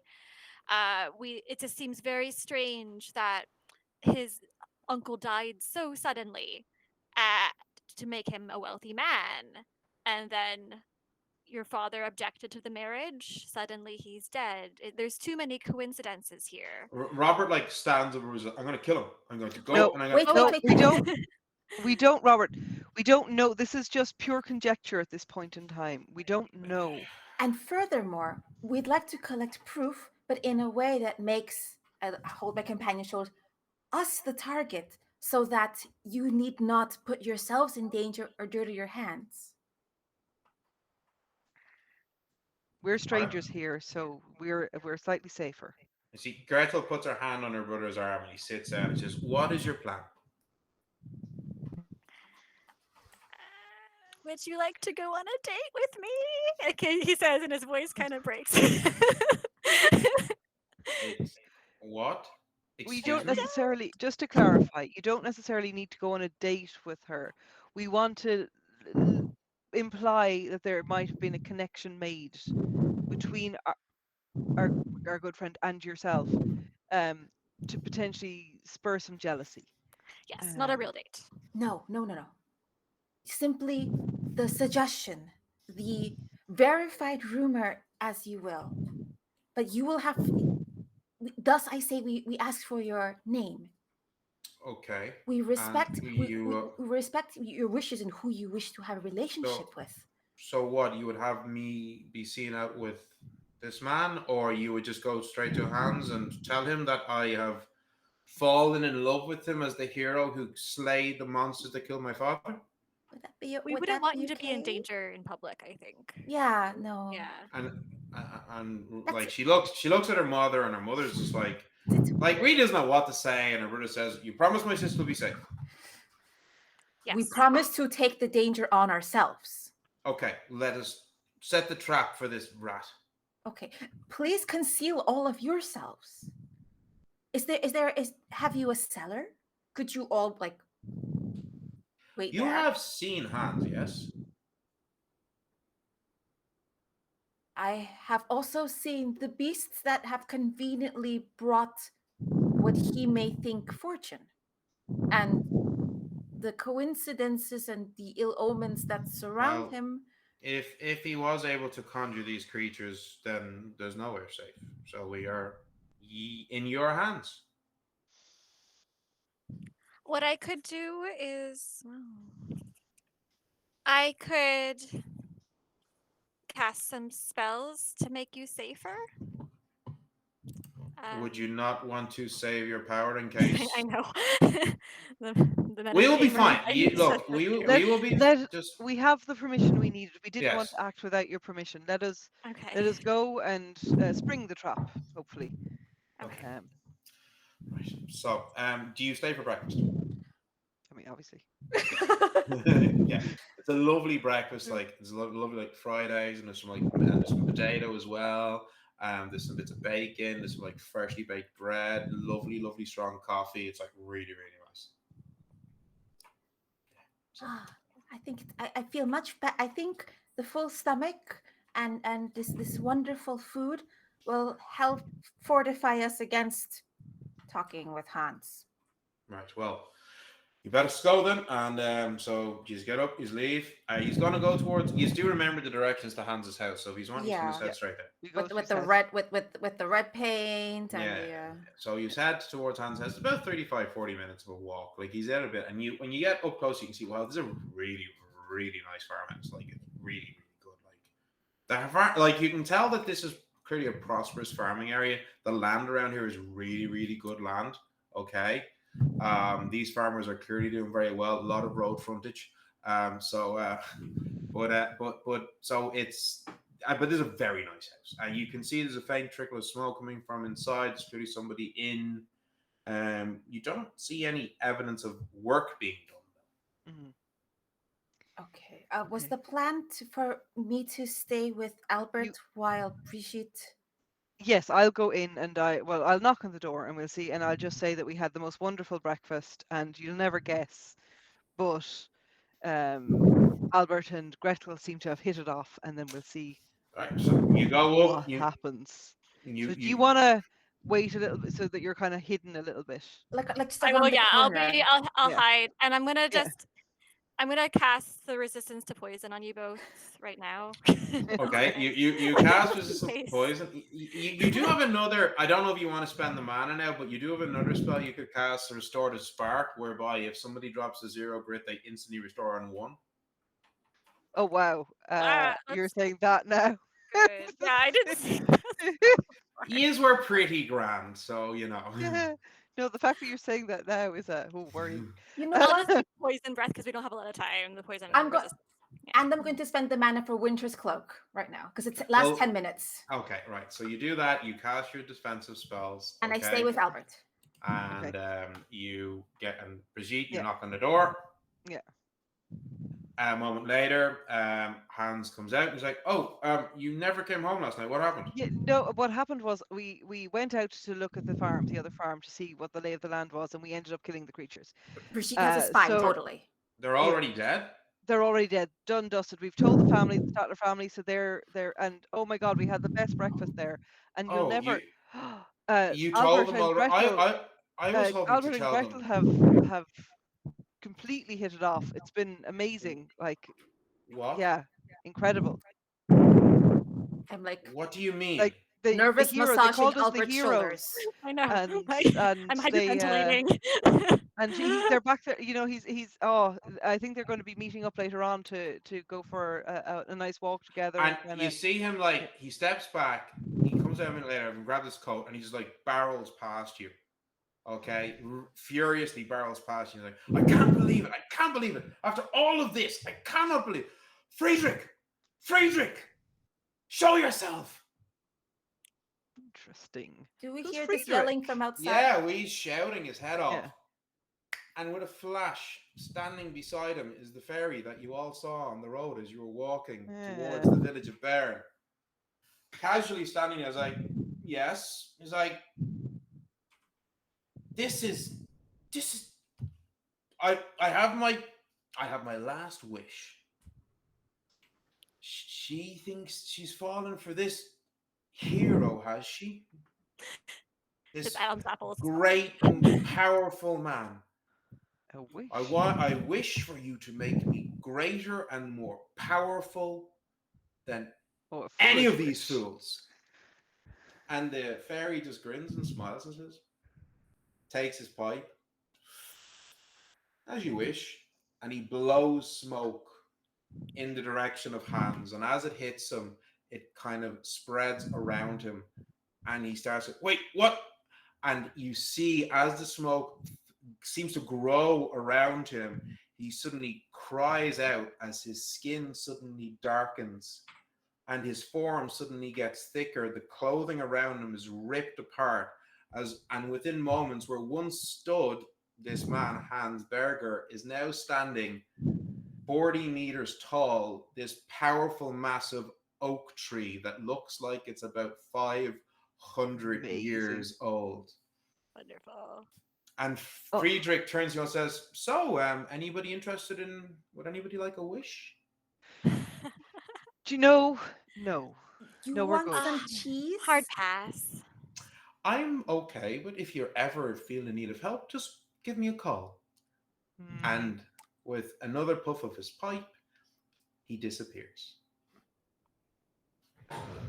Hey.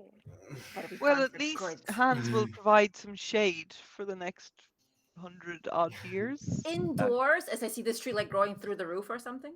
No, he's it was outside. Okay. It was outside. So well done, everybody. I hope we had fun. We had Well fun. done. Well done lot on of fun. surviving against these somewhat different to the usual creatures. Yeah.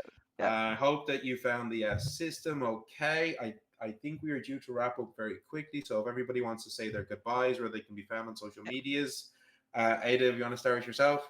Yeah, thank you again for having me. I always love learning about new systems, and I think this was you explained it very well. I felt guided on what to do. You were very helpful, and it's very rich and nuanced. So I had a lot of fun playing it.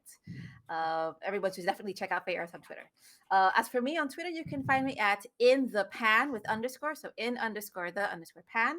And I mostly run with a European-based streaming group called Horde of Tales, where we stream weekly right now an Eberron game Tuesdays at 7 p.m. British summertime. And we also do a lot of other TTRPG one-shots, panels, and I might be making a case for inviting Fayer to play a one-shot with us. I think that'd be really freaking cool. It was really freaking cool being here, and thank you again. That's me. Cool. I'm at Ickle Tato, Ickle ICKLE_Tato everywhere online. And I am one co-host of the World of Wikipedia podcast, which is a podcast about Wikipedia. Other than that, yeah, that's me. This has been fantastic to play. It's a really good system. I like the way it works. It's very easy. It's very intuitive. So again, I will be following Feywild on Twitter, and yeah, no, I'm looking forward to the Kickstarter. I think might be coming sometime soon. Cool. Susan? Thanks for having me. I hope you can hear me because my internet is going. And I really enjoyed playing in this system and supporting such a good cause. And if you want to find me on social media, you can find me under Inari on the Discord for Romancing the Dungeon, or Inari07 on Instagram. And yeah, thanks so much for having me. The system is really interesting, and I love all the folklore that is incorporated into it. Yeah. Thanks all. Really These good. are really great fun. First time players are really great. You can all find me. I'm very active on Twitter at FeyEarth. I'm also on Itch.io, Fey-Earth. I occasionally appear on TikTok. And we have a bi-weekly podcast with new episodes on Mondays and Wednesdays on Spotify and iTunes. But right now, thank you all for supporting us and the donations. And we will say goodbye because there is more amazing things to be seen. Yes. Bye. Bye, everybody.